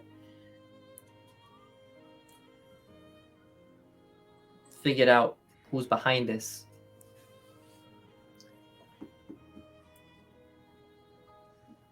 one of them has, a couple of them have some larger issues to resolve that I think the three of you could help with. Some mysteries, bigger mysteries. I have to send some other people out to do some additional reconnaissance, that sort of thing. Get some more information, actually settle down, be able to talk you through the process. But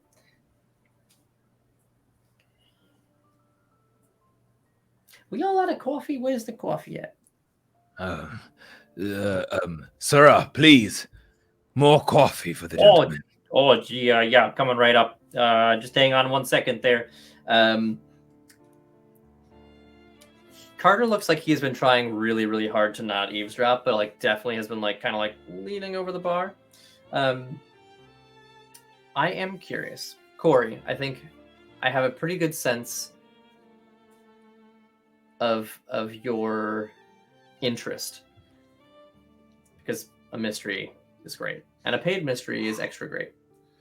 A paid mystery, of course. Alistar and Billion, as two people who are Alistar,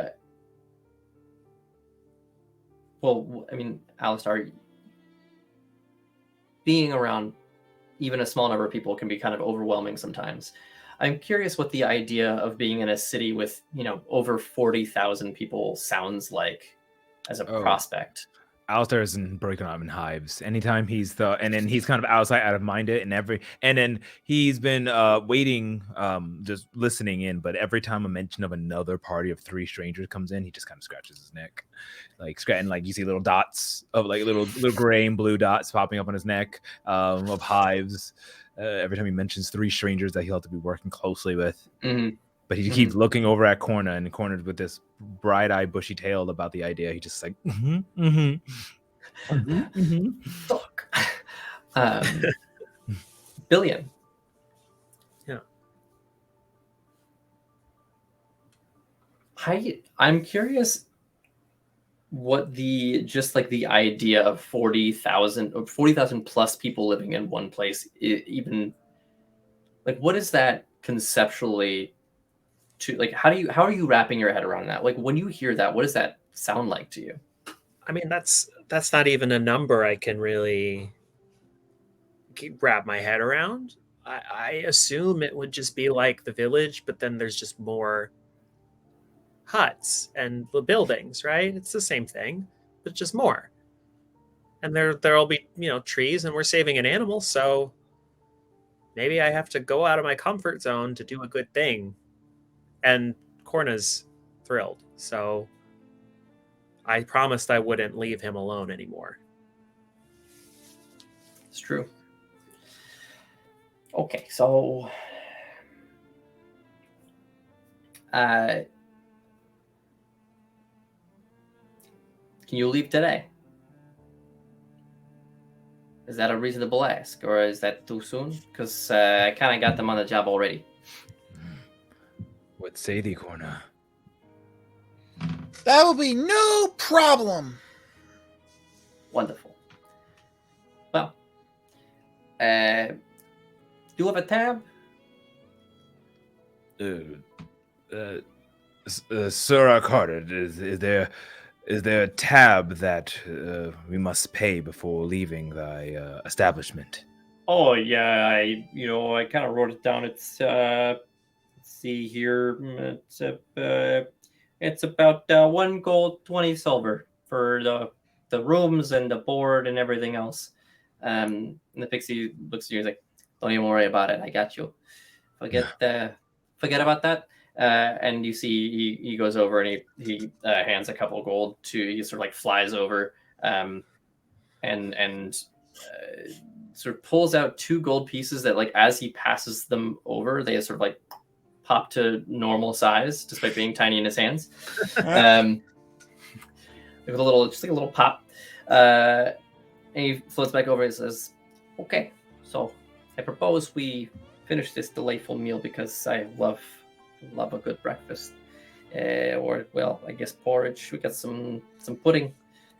I'm a big fan. And then I'll bring you there. We'll get started right away." Many thanks for thy hospitality, Master Giovanni. Thank you so much. Hey, don't even think about it. It's nothing. I can't believe it. Yes, young Corner, seems that there is opportunity that presenteth itself to thee to prove that the valor that grows in thy small stature. Hearing that, I kind of puff out my chest a little bit. We will do our best. That is exactly why I'm hiring you.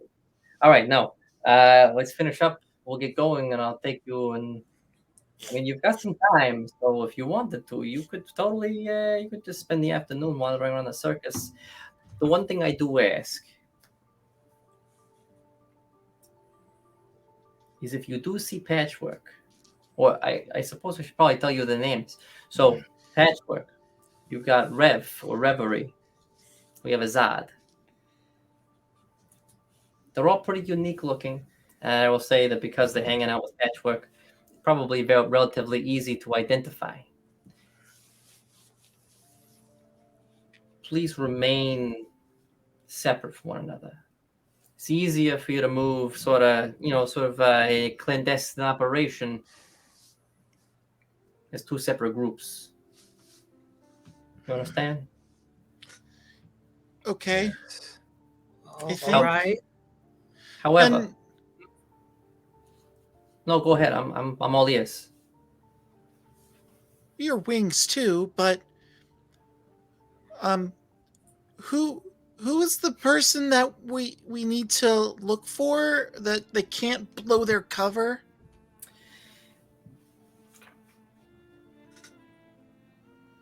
I've been writing notes. Oh, you've been taking notes? This guy, what a consummate professional. So, how do I describe him to you? Well, Patchwork is unique. No, not Patchwork. No, the person who you're trying to find, the mystery, that guy, that person? No. Who are you talking to? Maybe. About the group? Or are you trying the cover of the group? Oh, you mean the other person, the backup, the extra backup. Yeah, that one. That would be my butler, Jeffrey. Jeffrey. Have we met Jeffrey before? No, I don't know that you guys would have met Jeffrey before. So I'll tell you. Jeffrey is tall, well-dressed. He's my butler. Very nice guy. More to him than meets the eye. That's all I'm going to say. No. He is there in case of emergency. Sort of like break glass in case of emergency. You know what I'm talking about? What? No, but No? that's fine. Okay, so think about it this way. Let's say there's let's say you are in a let's say you're in a building. You know what, better than that. Let's say you're in my vehicle, right? You're flying, it's going great. Or you're driving, whatever the case may be. We're gonna fly. To be clear, it's gonna take way too long if we drive. It's much faster this way. But let's say there's an emergency, fire breaks out, smash the glass inside a canister with like a sort of a, I don't know how to describe, like sort of like a create water cantrip, just sort of like in it. So you break the glass in case of the emergency. You've got the thing, you can do the the water on the fire. You know what I mean? So like it's there as to safeguard against potentially disastrous emergencies. I'm still stucketh on the idea of removing mine own feet from the ground for an extended period of time.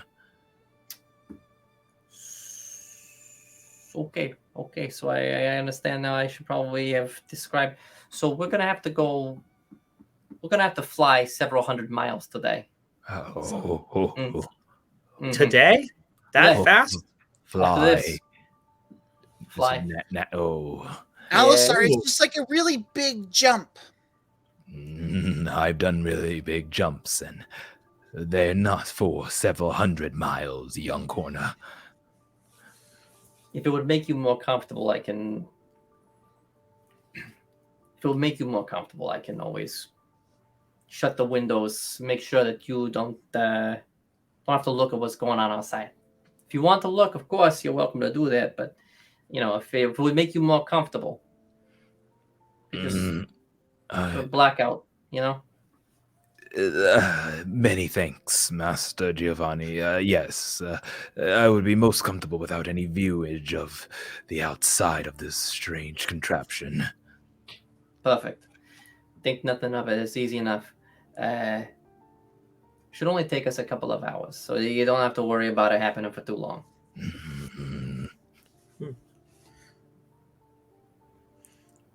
Can I still see out the windows? I had a sneaking suspicion you were going to ask me that. Yes, you absolutely can do that. Yes! I would also like to see out the window. Okay, we can make that happen. So here's what we're gonna do. It's a little trickier, but we will figure it out when we get. Well, I'll arrange us all in a way. We'll make it. We'll make it happen. All right, we'll make it happen. Now, I assume you have rooms here at the inn. Is there anything you need to get before we go? Got it all right here. We travel light. Fair enough. Master Billion, anything for you? No, I have it all. Oh, okay. Well, with that in mind, shall we? Alistair takes a deep breath, closes his eyes for a moment, begins counting in his head, and it seems to calm him down slightly. 7, 8. We're going on an adventure. Wow. Alistar, if it would make you feel better, I could cast a sleep spell on you, and you could just take a nap for the duration of the ride. Tempting, Master Giovanni, but methinks it's best that I am alert at all times. I understand, and I respect that stance. You got it. Okay, come on, let's get out of here. Carter, thank you again. Puts another goal on the table. The meal was absolutely delightful. Mwah. My own mother would be proud. And he flies over to the car, which has been sort of like waiting in the road. And like, as you guys have been having this conversation, the group, of curious onlookers has gone from like 1 or 2 people to probably 70 or 80, even though you guys haven't really been here for that long. Like a third of the town is out here looking at this thing. You watch as he like flies inside that little door, and then there's this sort of like almost pneumatic hiss as it sort of like pops out and then just slides open, and inside is this like beautiful interior with velvet seating. There's sort of like a bar built into it. There's a number of like drinks. There's some like light snacks. You hear like the faint tinkle of music. And he's, please join me as we make our way back to Kotze. I am so excited to introduce you to my home city. It's going to be wonderful. Hop in. Wow. Okay. Alice is the Let's last go. one to get in. He Yeah, just, like, I hop hesitates. in. All right. Can I eat Come on, this? come on. Oh, of course. Yeah, please, by all means. Anything here, feel free to help yourselves too. And if you have questions, I'm here. Right. Hesitating, Alistair looks, and then he looks at the crowd around him, and then just stuck between a rock and a hard place, he's just, and he just kind of jumps in. I wave bye to everybody as I get in. A few of the kids go, "Bye, Corey." Bye! And the door shuts with a Alistar. Yes. The windows are currently transparent. But before this vehicle begins to sort of like lift off the ground, Giovanni flies over and he's like, I'm just gonna cast a quick spell on you. Don't even worry about it. It's nothing crazy. All I'm gonna do is make sure that these windows to you are not visible anymore. Or they be visible, but you can't see out of them. You understand what I'm talking about? He kind of looks confused, grunts, but acquiesces. May I place my hand on your shoulder? You have permission. Thou hast permission. Would it be easier if I use mage hand? So it's not my hand per se. Oh, quite all right. Thou can touch me with thy hand if needed. I don't even know, like over, like with like this sort of like the sort of stiff shoulders of your attire. I don't even know that you feel this like tiny little hand. Although I imagine that regardless, you like, even if you don't physically feel it, you emotionally feel it, you know? And as this moment of like trepidation is upon you, the windows all black out, and you can no longer see outside the vehicle.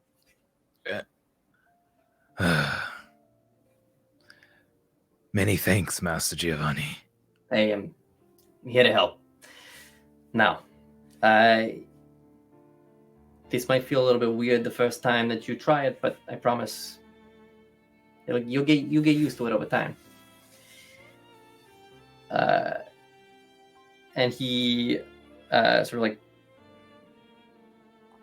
presses his hand onto a little panel, and you see this like almost a hologram of Mitra pops up, and he sort of like pushes through this magical hologram for a second, until you see, the three of you see this very large city on the coast, and he sort of almost like kind of like pulls his hands apart, and it sort of like expands and sort of zooms into a smaller area, and you see like the outlines of like towers and buildings. And I think, Billion, what you're used to and what you are beginning to see here are two wildly different things. These are, based on the size of these gates and walls, which are easy enough to identify, these buildings are, some of them are taller than some of the biggest trees you've ever seen. This is an enormous city. Alistar, I think you see this same thing, and I think that there's this moment of like, that's going to be a lot of people. Corey, I think you see it, and what you see is so many potential mysteries to be solved.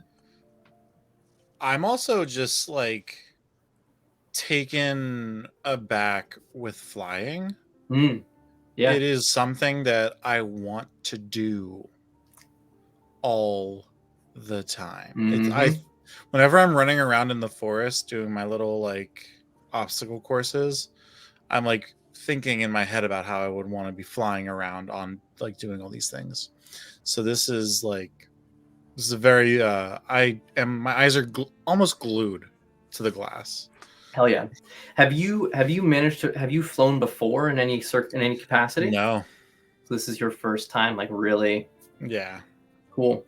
So as he sort of zooms in and sort of determines where it is that he wants to go, you feel this like sudden, just very gentle drop of your stomach, and you lift up into the air. Alzer immediately grabs onto whatever's nearby, and he's he's very strong. He just goes and just grips it, maybe swinging it, whatever handheld thing is nearby. Absolutely. I was gonna say there's like definitely like armrests, and I think like his hands just like puncture through like the velvet and are like, you know, like your fingers are like through it, and just like you hear this like, and then the crunch of and the creak of whatever material is making it as you just grip this with every fiber of your being. Bill, how do you feel about flying? Oh my gosh. I mean, I am so overwhelmed by all of the things that are happening, but I'm thrilled to see the landscape out the window. So I think I'm just going to focus on the outside and try not to worry about where we're going or how we're getting there. Cool. Absolutely. So you lift up, and initially you just rise straight vertically. And the ground sinks away, and very quickly the town and the people are, the people are like these little tiny specks, and you can see the crowd is still there. They're all watching, even as you guys begin to sort of fade into the sky, and Billion and Corna, you guys see for the first time like the vast expanse of Angog. You can see mountains in the distance, snow-capped. Even, there are some of those peaks remain that way throughout the entirety of the year. You see the entire Ogbar forest sort of like laid out before you. Just like these undulating with the wind, these like massive old growth trees. You see these like beautiful glittering ribbons of rivers, and then you begin to accelerate, and you watch as the small town of Murad disappears into the distance, and you watch as others sort of come into view and fade out, just rocketing across. That same hum. Interestingly, inside the vehicle is not terribly noticeable, as if the inside has been insulated from it. You see cities larger than any of you have ever seen fade in and out of view.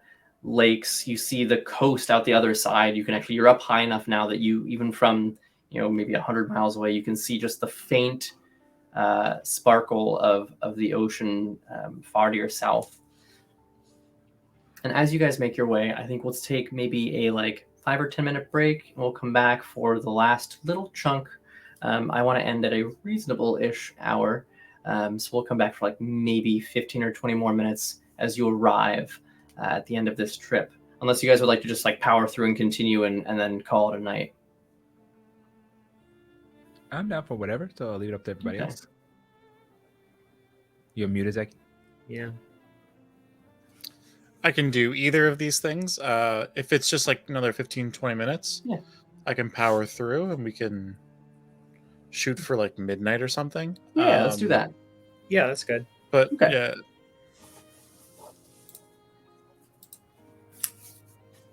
So, after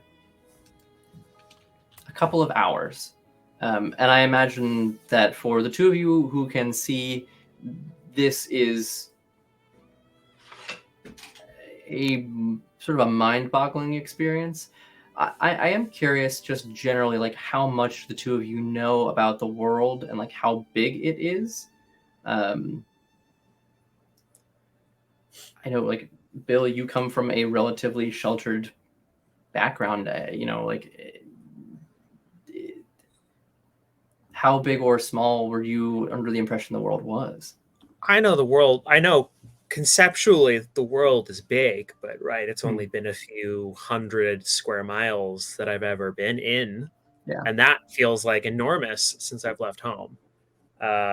So to see all of this go by is just sort of like I'm going to a completely new world. I have no idea what this is going to be. No idea at all. Every single thing that's happening is completely new. Yeah. Corey, you're flying. I am. It makes me think about a lot of things, Mhm. to be honest. But I think most importantly, I don't know a ton about the world. I've kind of been off on my own for past while. Mhm. And, you know, until I like met Bill in the woods, like I hadn't really talked to another person other than myself for a long time. And here you are. mean, it was the same for me. It's Patchwork, and then Mhm. Corey. Those are pretty much. And then Corey led me to town, and those are the only people that I've really spoken to outside of my own family. Yeah, and then Alistair popped in. And We just became this little group. Yeah, you got this like. Sorry. Yeah. And Alistar, do you at any point want to see, or are you like fully committed? Like, nope, I'm gonna sit here. I'm just gonna get through this. Like, grip just fully tightened down. Yep, he is. Does not want to see. Alistair, also being sheltered, hasn't seen much before, so he's quite excited to see things. Just the people, he's not so much excited to deal with. He does not like heights, though he has been trained in a monastery high in the mountains. Mm-hmm. That's something he was never able to overcome, and part of his journey is overcoming these kind of fears that he has.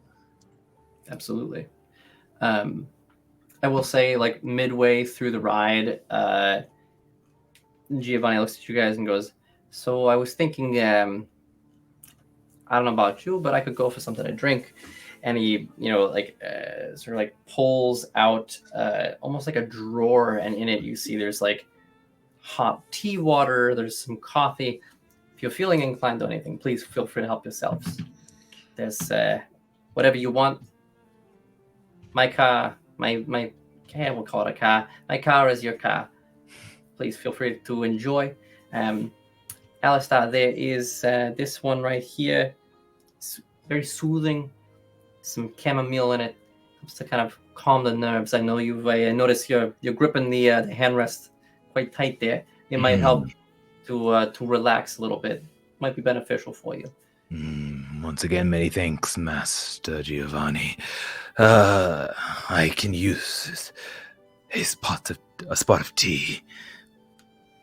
As he slowly releases his grip off of it, and then slowly makes his way over to. And if there's any turbulence whatsoever, he immediately grips once again. But he does grab the tea if there is available and drink it.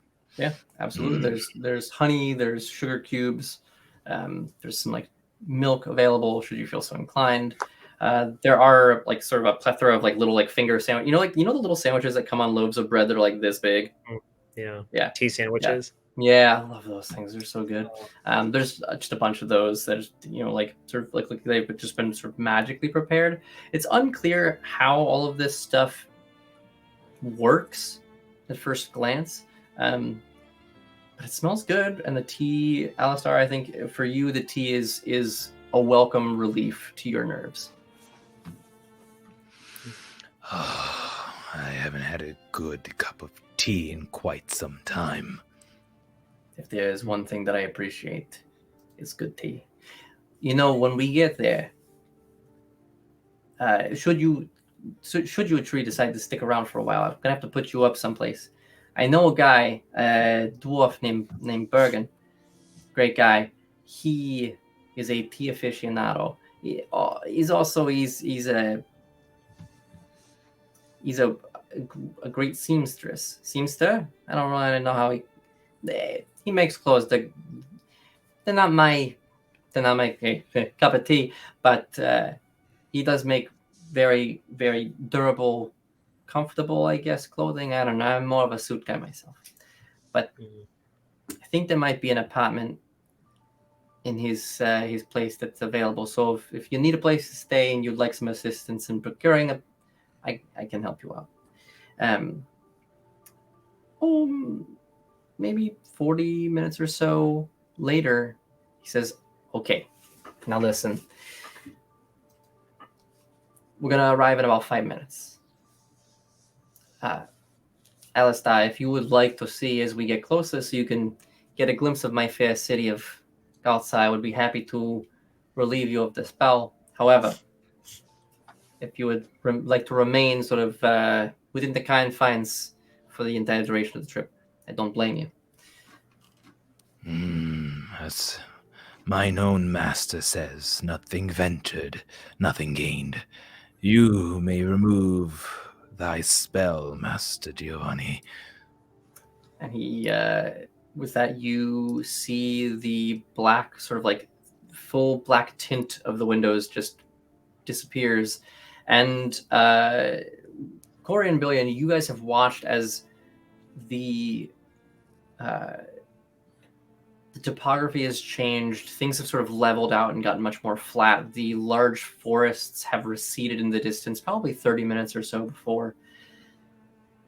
And you've been flying rapidly along the coast with just the unending ocean stretching out into the distance and fading into the horizon, almost at a point where it becomes difficult because of the time of day and your height to kind of tell where the ocean ends and the sky begins. There are these beautiful wispy clouds coming by, and what you can all see if you look in front of this vehicle is a city still distant but already large.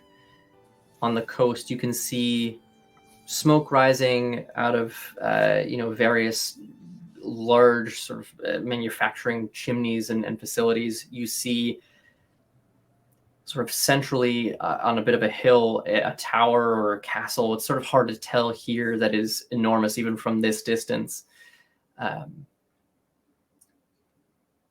you see roads that are wider than any you've ever encountered before, stretching out in various directions from this city. That, my friends, that right there, the jewel of Hagoria, that is Galsa. I am very excited to welcome you to my hometown. Now, we're going to begin our descent in just a moment. Please fasten your seatbelts and do not try to jostle too much. We should be fine, but, being near the ocean, sometimes you get a little bit of turbulence. Alistair, you might want to sit down. He goes back down, starts gripping the side rails.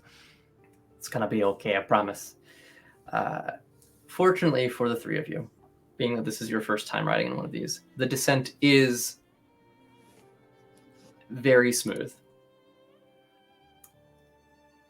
And you eventually touch down outside of the city, actually. And as you descend, you see the brightly colored tents and banners, and you can see sort of like smoke from various, it's hard to tell from here, but you have to imagine that in a circus or carnival that there are places where you can get food and they're cooking and whatnot. The central tent is several hundred feet long and 150 or 200 feet tall, with all of these other smaller ones sort of splayed out in a large area around it. And as you arrive, you touch down maybe a couple 100 yards away. People seem to pay no particular mind to a vehicle of this type here. It seems like this is kind of an everyday occurrence and is relatively run-of-the-mill. And the door opens, and the first thing that you notice is the change in the air. You are in a calm, sort of, primarily pine forest where the sweet scent of pine needles was like the most prevalent smell, outside of like being near the the town itself and kind of like wood smoke or the smell of like food being cooked or like people have smokers. And the first thing is the sort of the tang and almost bite of salty dry sea air, which I think is something that is maybe new to all three of you. It's not unpleasant, but it is very different. This is so weird. Oh, have the three of you ever been to the ocean before? Nay. No, It's quite fascinating, though. there are no trees here at all. Does it just go on forever? The ocean? Yeah. No, I mean, eventually you come back around, but, you know. So this Come is... back around to... Whoa. Yeah. So this is said ocean that I've heard so many stories about. And thou experiences this daily, Master Giovanni. Every single day. Hey, you know, at some point, if we end up with some downtime, we could, you know, talk about getting a boat, taking you out on the water, maybe go fishing. You guys have been fishing, right? I assume. I mean, you know, you got streams, right? I am quite familiar with Okay. the act of fishing. I've caught some fish on the stream before. Okay, so you know how actually here's maybe kind of an interesting question for you. And Billion, you fish? Do you eat fish? Do you eat meat? Actually, I got a question. I don't eat meat. I prefer not to Oh. kill the fish if I don't have to. I understand that the people do, but I don't. Okay. Duly noted. I'll make a note of that for when we eventually sit down to. I'll call it a family dinner. Why not? Vegetarian options. I got you on that. What's the biggest fish any of the three of you have ever seen? Well, I have dealt with strange creatures from places that I've been in mine own past, though there was one lizard-like creature about yay big, and he kind of stretches his arm. He has a long arm span that I've caught with mine own hands. That's actually pretty impressive, I'm going to be honest. We have fish in the water, not that far from here. You know how big this vehicle is, right? About 25 feet long. If you stack this end to end to end to end to end, that big. A fish that big? It's 125 feet. It's enormous. A fish Wow. that sounds more like a leviathan. Oh, those are even bigger than that. Well, Is it- I'll be honest, I've never seen one myself, so I can't personally speak to it, but I've heard stories from some of the sailors. Bigger. Fascinating. Well, we get to meet one. I'll be honest with you, if you ever meet a leviathan, you have my condolences. Oh, Yeah, they're not known for their friendly nature. at least one of the giant fish. They must be friendly. You can. There are certainly people take trips out on the water to go see them. You don't necessarily. Well, maybe in your case you could actually communicate, but I don't know how much they have to say. There is plenty of intelligent life in the water, though. So you know, I wouldn't fault you for taking a dip, meeting some aquatic friends. But I would urge you to be very careful because there are plenty of things in there that would see you as a tasty little morsel and just. So. Of course. You hear that, corner? Be careful around the strange ball of never-ending water. I mean, I do want to try to catch a big fish. But the size that Master Giovanni explained, it is best you stay hither and continue with caution. I mean, but that fish could feed so many people. Bill, think about how many people that could help. Do they not have enough food here already? Oh well, you know we do. We do all right. I will say that's something I'm trying. I got some side projects, and one of them is there's a bit of. Well, it's not always the distribution. You're used to some smaller places where people kind of take care of one another, you know? Money is less of a thing, and people kind of, well, not always. Yeah, it's true, Alistair. You've probably seen some things in your time. But, in places where there are fewer people, they tend to take better care of one another. And I think you might be in for a little bit of culture shock when you come to a place like this, but it is not always the case.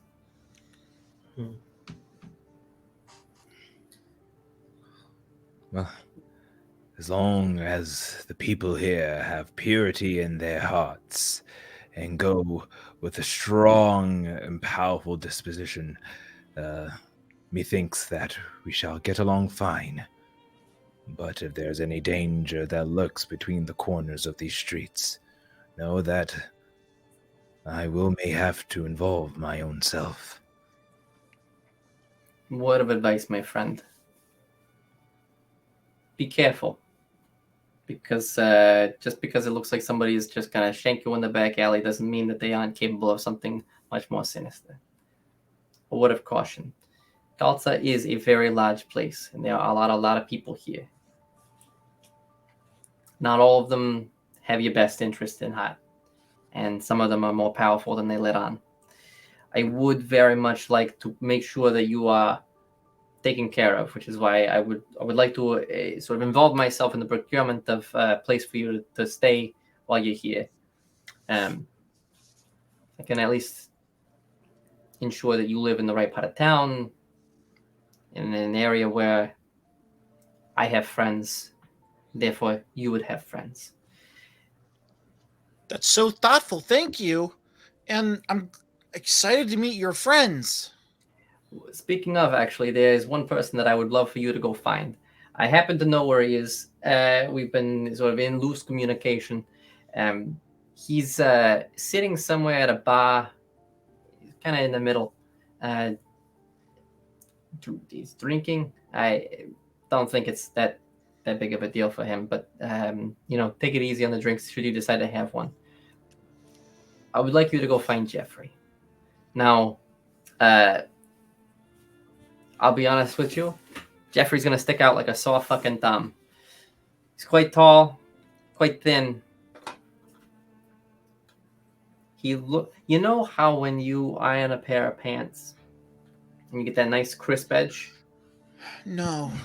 Yes. Alistair understands. Yeah. If you were to take that edge and turn it into a person, in this case, an elf specifically, that's Jeffrey. He's the crisp edge on a freshly ironed pair of pants. I write it down on my notes. I love crisp edges. We shall get along quite finely if he's like a nice crisp edge to a beautiful pant.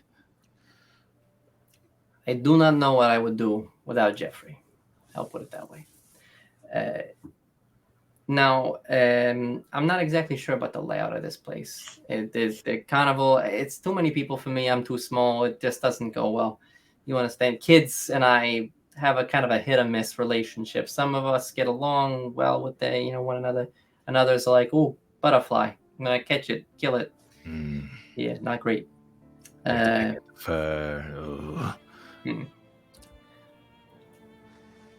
if you had, I think maybe it's a couple minutes. And he sort of like points in a general direction. I think if you head that way and you walk a couple of minutes, you should find him.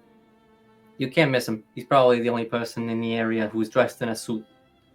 Of course, aside from myself and you, Alistair. So I'm gonna. I need to go attend to making sure that you guys have a place to stay after this. But based on the time, let's see, it's about 5 o'clock or so. Yeah, if you've got some time, check in with Jeffrey, see what he's got to say. And then, and he hands you a bag, a little pouch, and in it you can feel quite a bit of coin. Please feel free to enjoy your afternoon. There are games and rides and food and other ways to distract yourself. Have fun, enjoy taking the sights. Maybe spend some time looking around. Billion can point out our patchwork friend when you see them. Just remember, sort of stay distant, keep tabs, enjoy, and if something comes up, please feel free to step in, should you need to. Thou is too kind, Master Giovanni. I try to make things as enjoy. Try to mix work and pleasure whenever possible. Is all this coin for us to do whatever we want with? That's the plan. That's why I'm giving. Yeah, absolutely. Oh, okay. It's only like 50 gold or something. It's not that big of a deal. Oh, 50. Thou is truly generous, Master Giovanni. We should procure delicious fine foods and perhaps locate the nearest church or place of worship and donate at least a tad bit of this coin. It is only the right thing to do. If you feel so inclined to do that, you are welcome to. It is my gift to you, sort of a down payment, if you will, for your services. Yeah. Now, please, here you go. And the door opens and you're as the door shifts out of the way.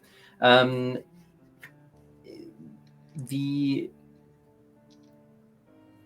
sounds of a well-attended carnival and circus just hit you like this wave washing over you. You hear children shouting. You hear people, yelling like "Step right up, step right up." You like the smells of food cooking and like the particular smell of fried dough hits you. You hear various animals, some noise, some you recognize, most you don't. You hear music, you hear laughter. There's a crowd. You hear a crowd erupt into laughter somewhere in the distance. This is probably, for some of you, or for maybe all of you, this might be the most people you've ever seen in one place at one time. Alistar, you might be the exception. I think you are the exception, but I think for Corey and Bill, this is a lot. Yeah. Still bothers Alistair nonetheless as he starts going, 1 voice, 2 voice, 3 voices, 4 voices, and starts counting to himself. Actually, Alistair, I would love if you could make a Constitution saving throw as this wall of sound hits you. Okay, I'm good at those. All right. 17. 17? It's going to be uncomfortable, but if you're not there to protect Corey, who is? Who will? I think you take a deep breath. You think about Master Shifu and his teachings, and you sort of find that sense of inner peace and try to connect yourself to the tranquility that you feel when you are out in nature, and when you really achieve that. And the 3 of you step out of the vehicle. Do you want to make your way directly towards where Giovanni indicated that Jeffrey would be, or do you want to do something else? Alistair would just follow Corna and just Yeah, have him lead the way. I'm following Corna too, but I'm keeping an eye out for Patchwork and any animals in cages. Okay. I'd love just a rolling perception check from you. Sure. As we'll just kind of keep that going throughout the entirety if you are actively looking. Solid 11. On 11. So what I will tell you is right from the get-go, you definitely see animals in cages. How do They they aren't look? necessarily. Some of them look better than others. Yeah, you know, there are some where it's like definitely like you can tell that the people that are, you know, sort of like caretaking them have gone out of their way to ensure that they have like more space and whatnot. And there's somewhere it's like, oh, that person doesn't give a shit. They clearly are just trying to make money off the back of this animal, and it, you know, they look potentially a little malnourished. And I think the reason, like the big thing for you is like you definitely don't see patchwork right away, and I think the reason is that you are sort of absorbed in the like mass captivity of animals that I think is new and probably very overwhelming. You know, in the same way that Alistar is overwhelmed by the number of people, I think that you are struck by the number of animals in captivity here as well. Yeah. Any that I pass by that seem malnourished, I might try to slip a handful of seeds to or something whenever I can. Definitely do that. Not all of them are vegetarian. Some of them are carnivorous and, you know, kind of snap at you, looking more for your hand than for the seeds. Well, whatever I can do. Absolutely. I was just gonna walk up to one of the cages, the one that has least amount of people around it. Sure. Yeah. And just kind of lean in and whisper, "Don't worry, little one. Thou shalt be free soon enough." This four-legged, sort of like armor-clad, kind of some not dissimilar to again an armadillo, but you know, like 8 feet long. Mm-hmm. Kind of like cocks its head at you, and you're like just like a. Yes, you will. As he walks back over, just avoiding as many people as he can, kind of getting really like trying, like if there's a crowd and he has to pass through it, he just kind of like makes himself as thin as possible, like just like sucking and just yeah. Yep. All right, Corey. let's find crispy, fancy pantsy Jeffrey. All right.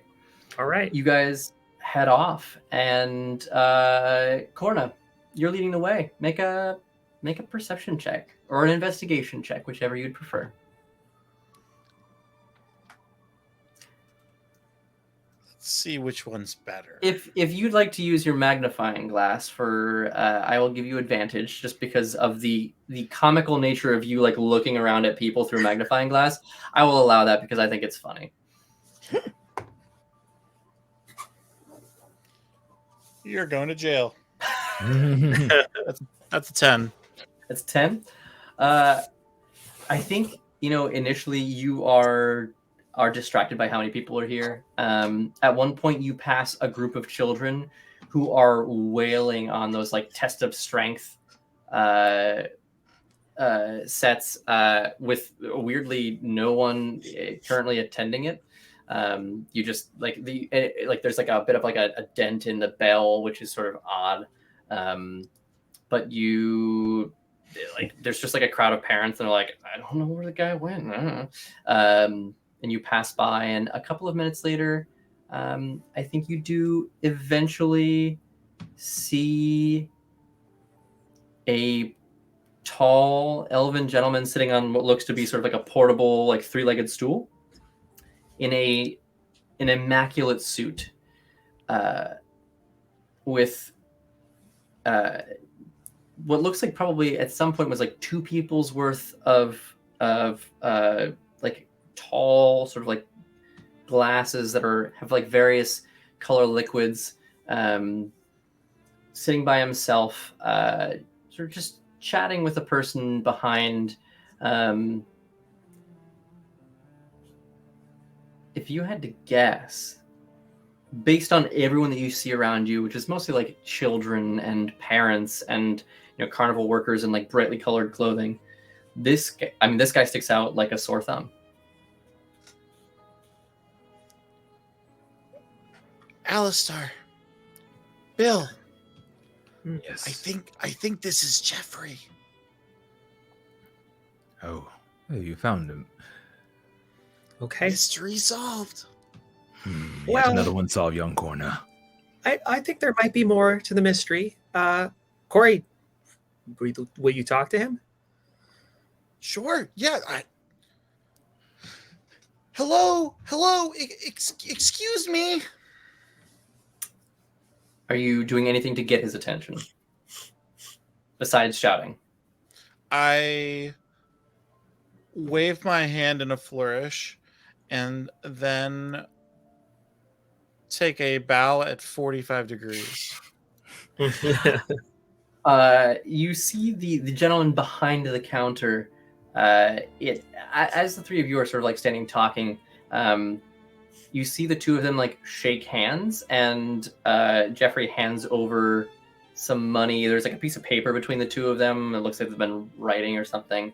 And the gentleman sort of like looks at you, and then sort of like you see him sort of catch this elven gentleman's attention and kind of point at the three of you. The elf turns around and smiles and sort of beckons you over. I go over. Well, hello. You must be Cornucopia and Alistar and Billion, correct? Yes, sir. Yep. Pleasure to make your acquaintance. You can call me Core if it's easier. Cor, it is my pleasure. I am Jeffrey. I assume that Master Giovanni has already sort of semi-introduced us, yes? I just looked for the crispiest, fanciest looking person in the place. You flatter me. Thank you. I see that you've arrived intact and well. This is good news. Do you have plans for the afternoon? Can't say that we do, or do we? I mean, we do. But I'm not sure I follow the wink. What? What? what? Do you have? I'm confused. Do you have plans? Do you not have plans? What's happening here? Well, other than what was proposed by yes, a mutual friend. Yes. Wonderful. Have you been able to acquire any sort of general layout, or did you just arrive? How long have you been here? We just got here. Oh, lovely. I can provide a little bit of assistance. So over that direction is where the other three, Billy, I believe Patchwork mentioned that you two knew each other, correct? Yes, Patchwork is over there. Yes. Actually, I will say at this moment, the three of you can look and you see sort of in the distance, maybe 75 to 100 meters away, there is Billion, you instantly recognize Patchwork. Notable. Yes, very much so. Corey and Alistar, you two look and see what appears to be some sort of like weird floating orb with an eye and like wings and like a mechanical arm and a stick arm standing next to a tall, like muscular half orc, and the two of them appear to be like juggling or something. It's hard to tell from this distance, but they appear to be enjoying one another's company. What an interesting looking automaton. I believe they are programmed or something of the sorts. Is this Patchwork that thou speakest of? It sure is. Look at them. Are they juggling? What are they doing? It would appear that Patchwork has made yet another friend. I, at some point in the very near future, plan to actually make my way over there.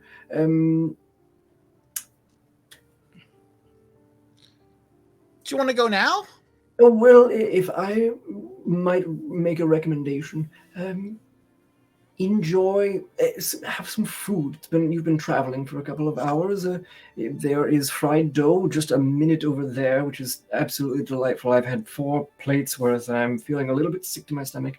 You're welcome to have drinks. I actually, he sort of points to the man standing behind it, who's this, like sort of halfling who is probably up on like a big stool, so that he can see over the top. Actually, just purchased this here drink cart. It's sort of local to where I'm from, and I haven't had any of these in many years, so you're welcome to also try these free of charge. And he looks at the guy behind the bar, right? He's like, you make the rules. You own the cart now. At your disposal. And you see there's like a very large bag of gold in front of him, and he like does not look unhappy about this at all. They are mildly alcoholic, but mostly enchanted to just feel good.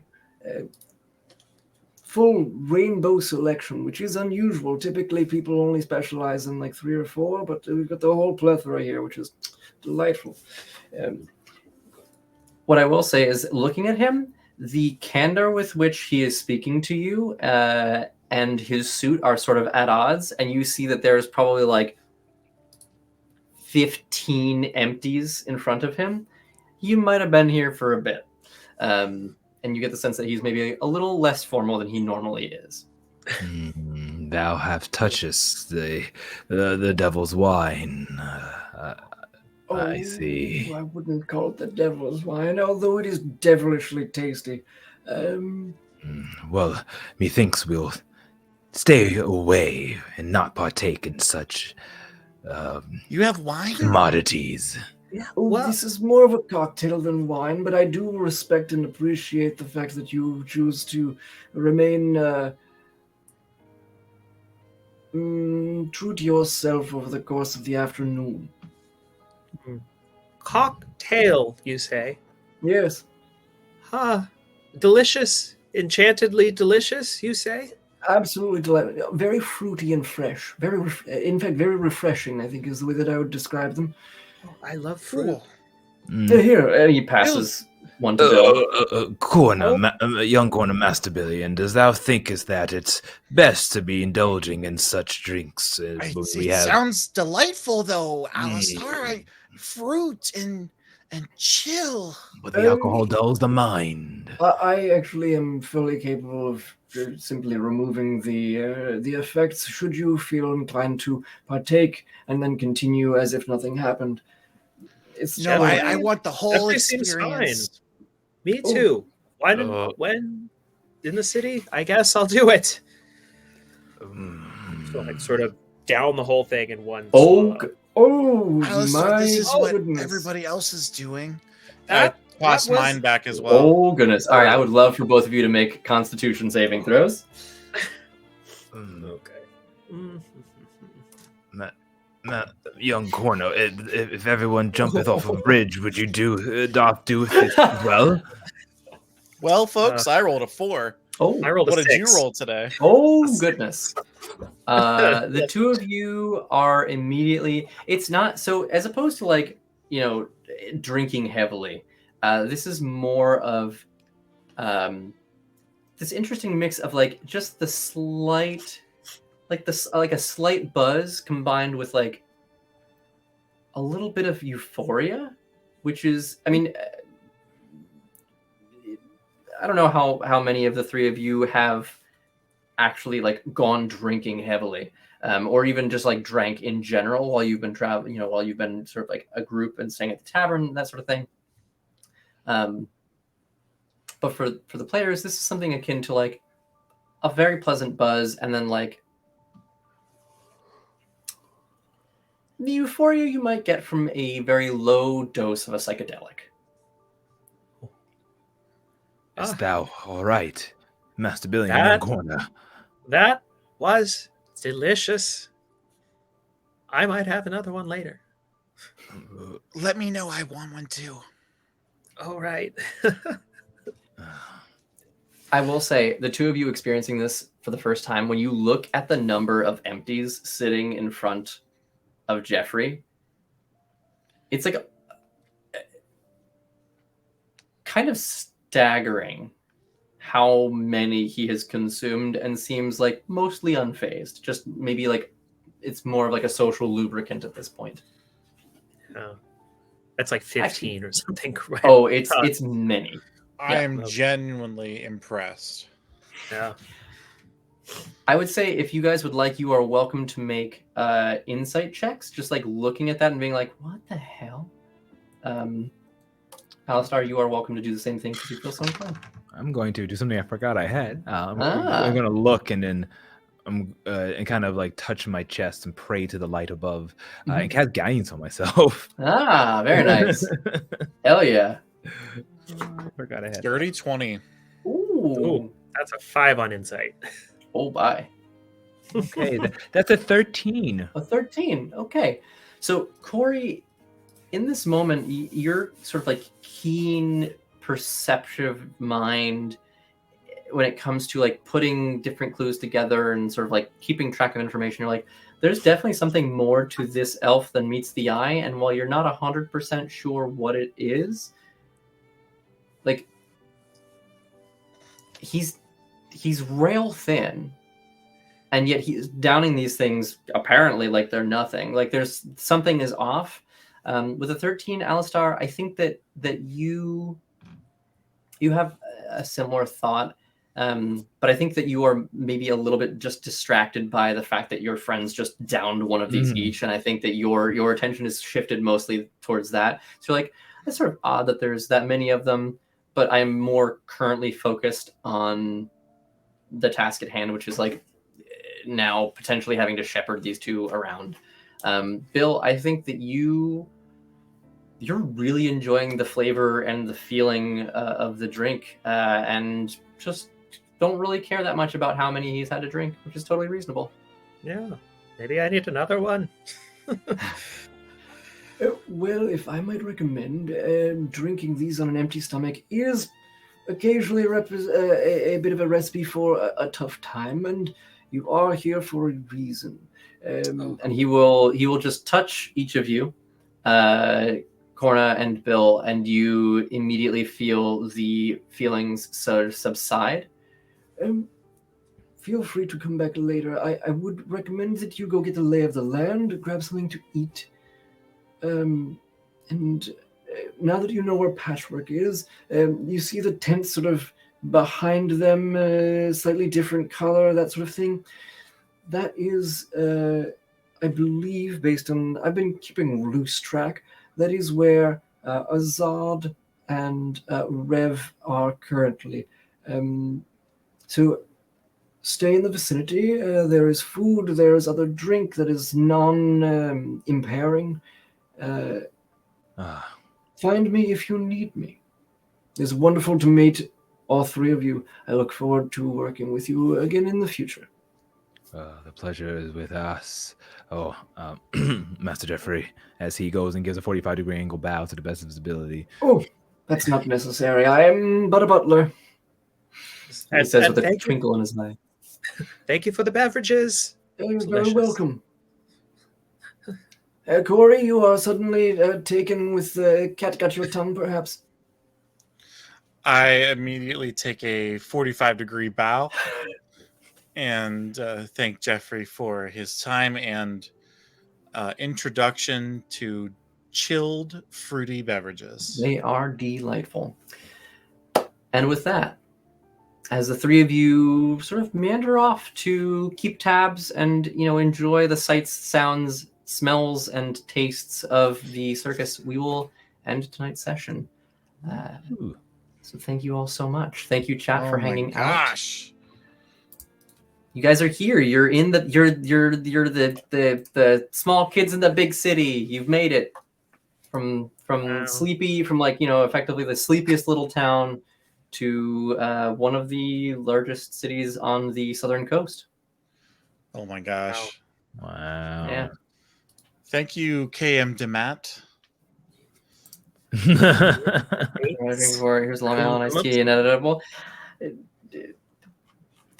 I wouldn't say it's like a Long Island iced tea. It's like it's a little bit tamer than that. But like it's got the vibe. It's got the vibe. And I would say I've never not had a drink before. I can vouch for that.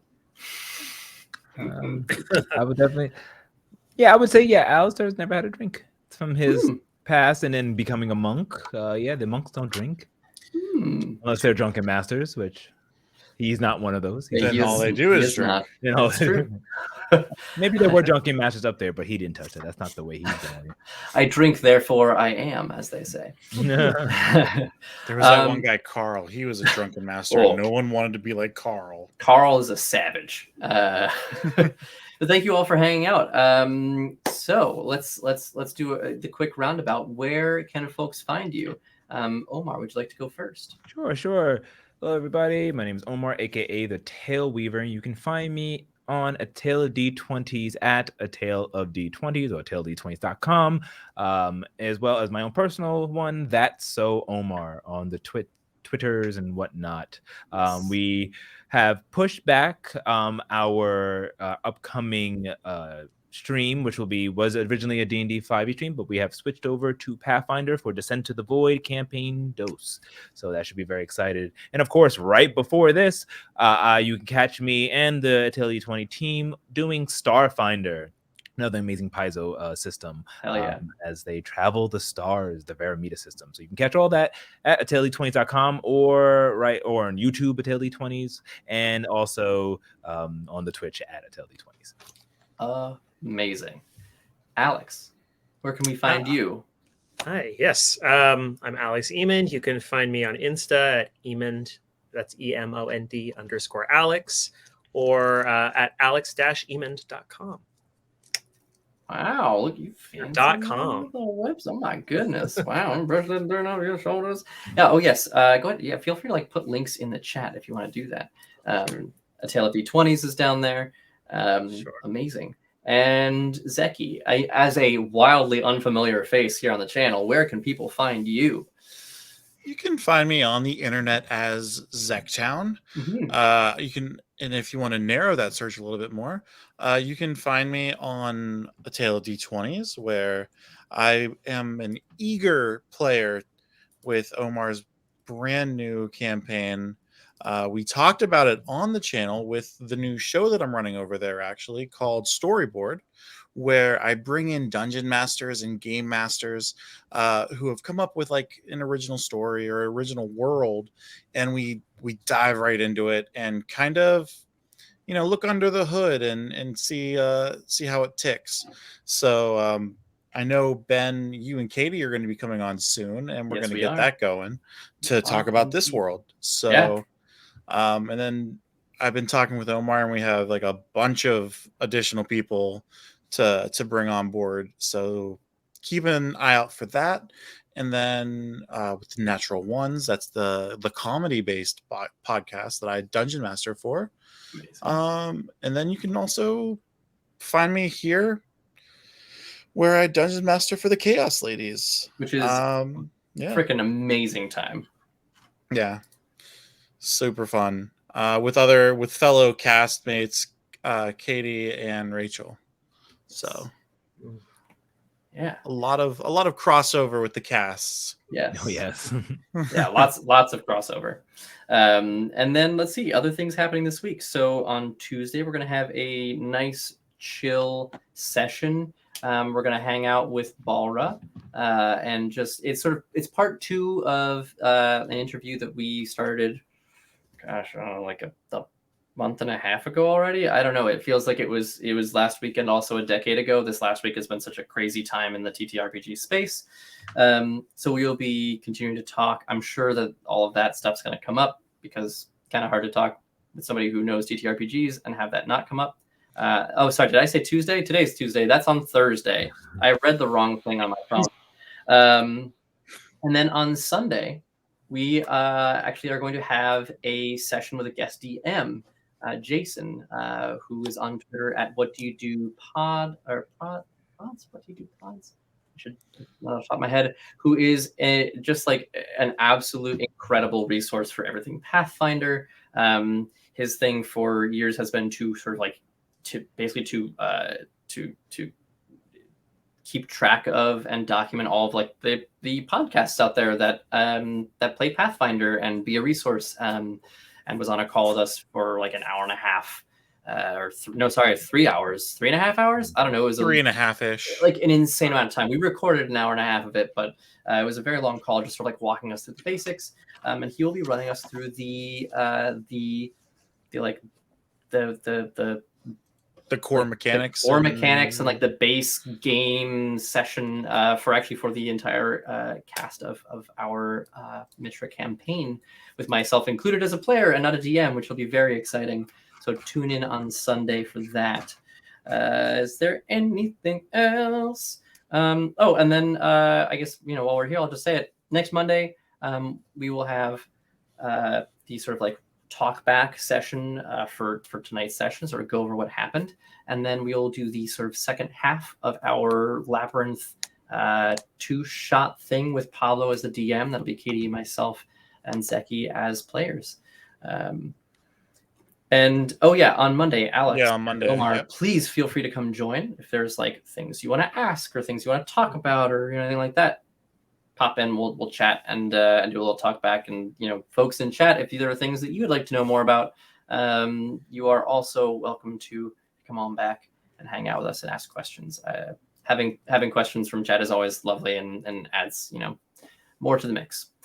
So that is everything for us this evening. Thank you all so much for hanging out. Have a wonderful evening, and we will catch you all soon. Catch y'all soon. Bye, everybody. Good night. Bye everybody. Bye.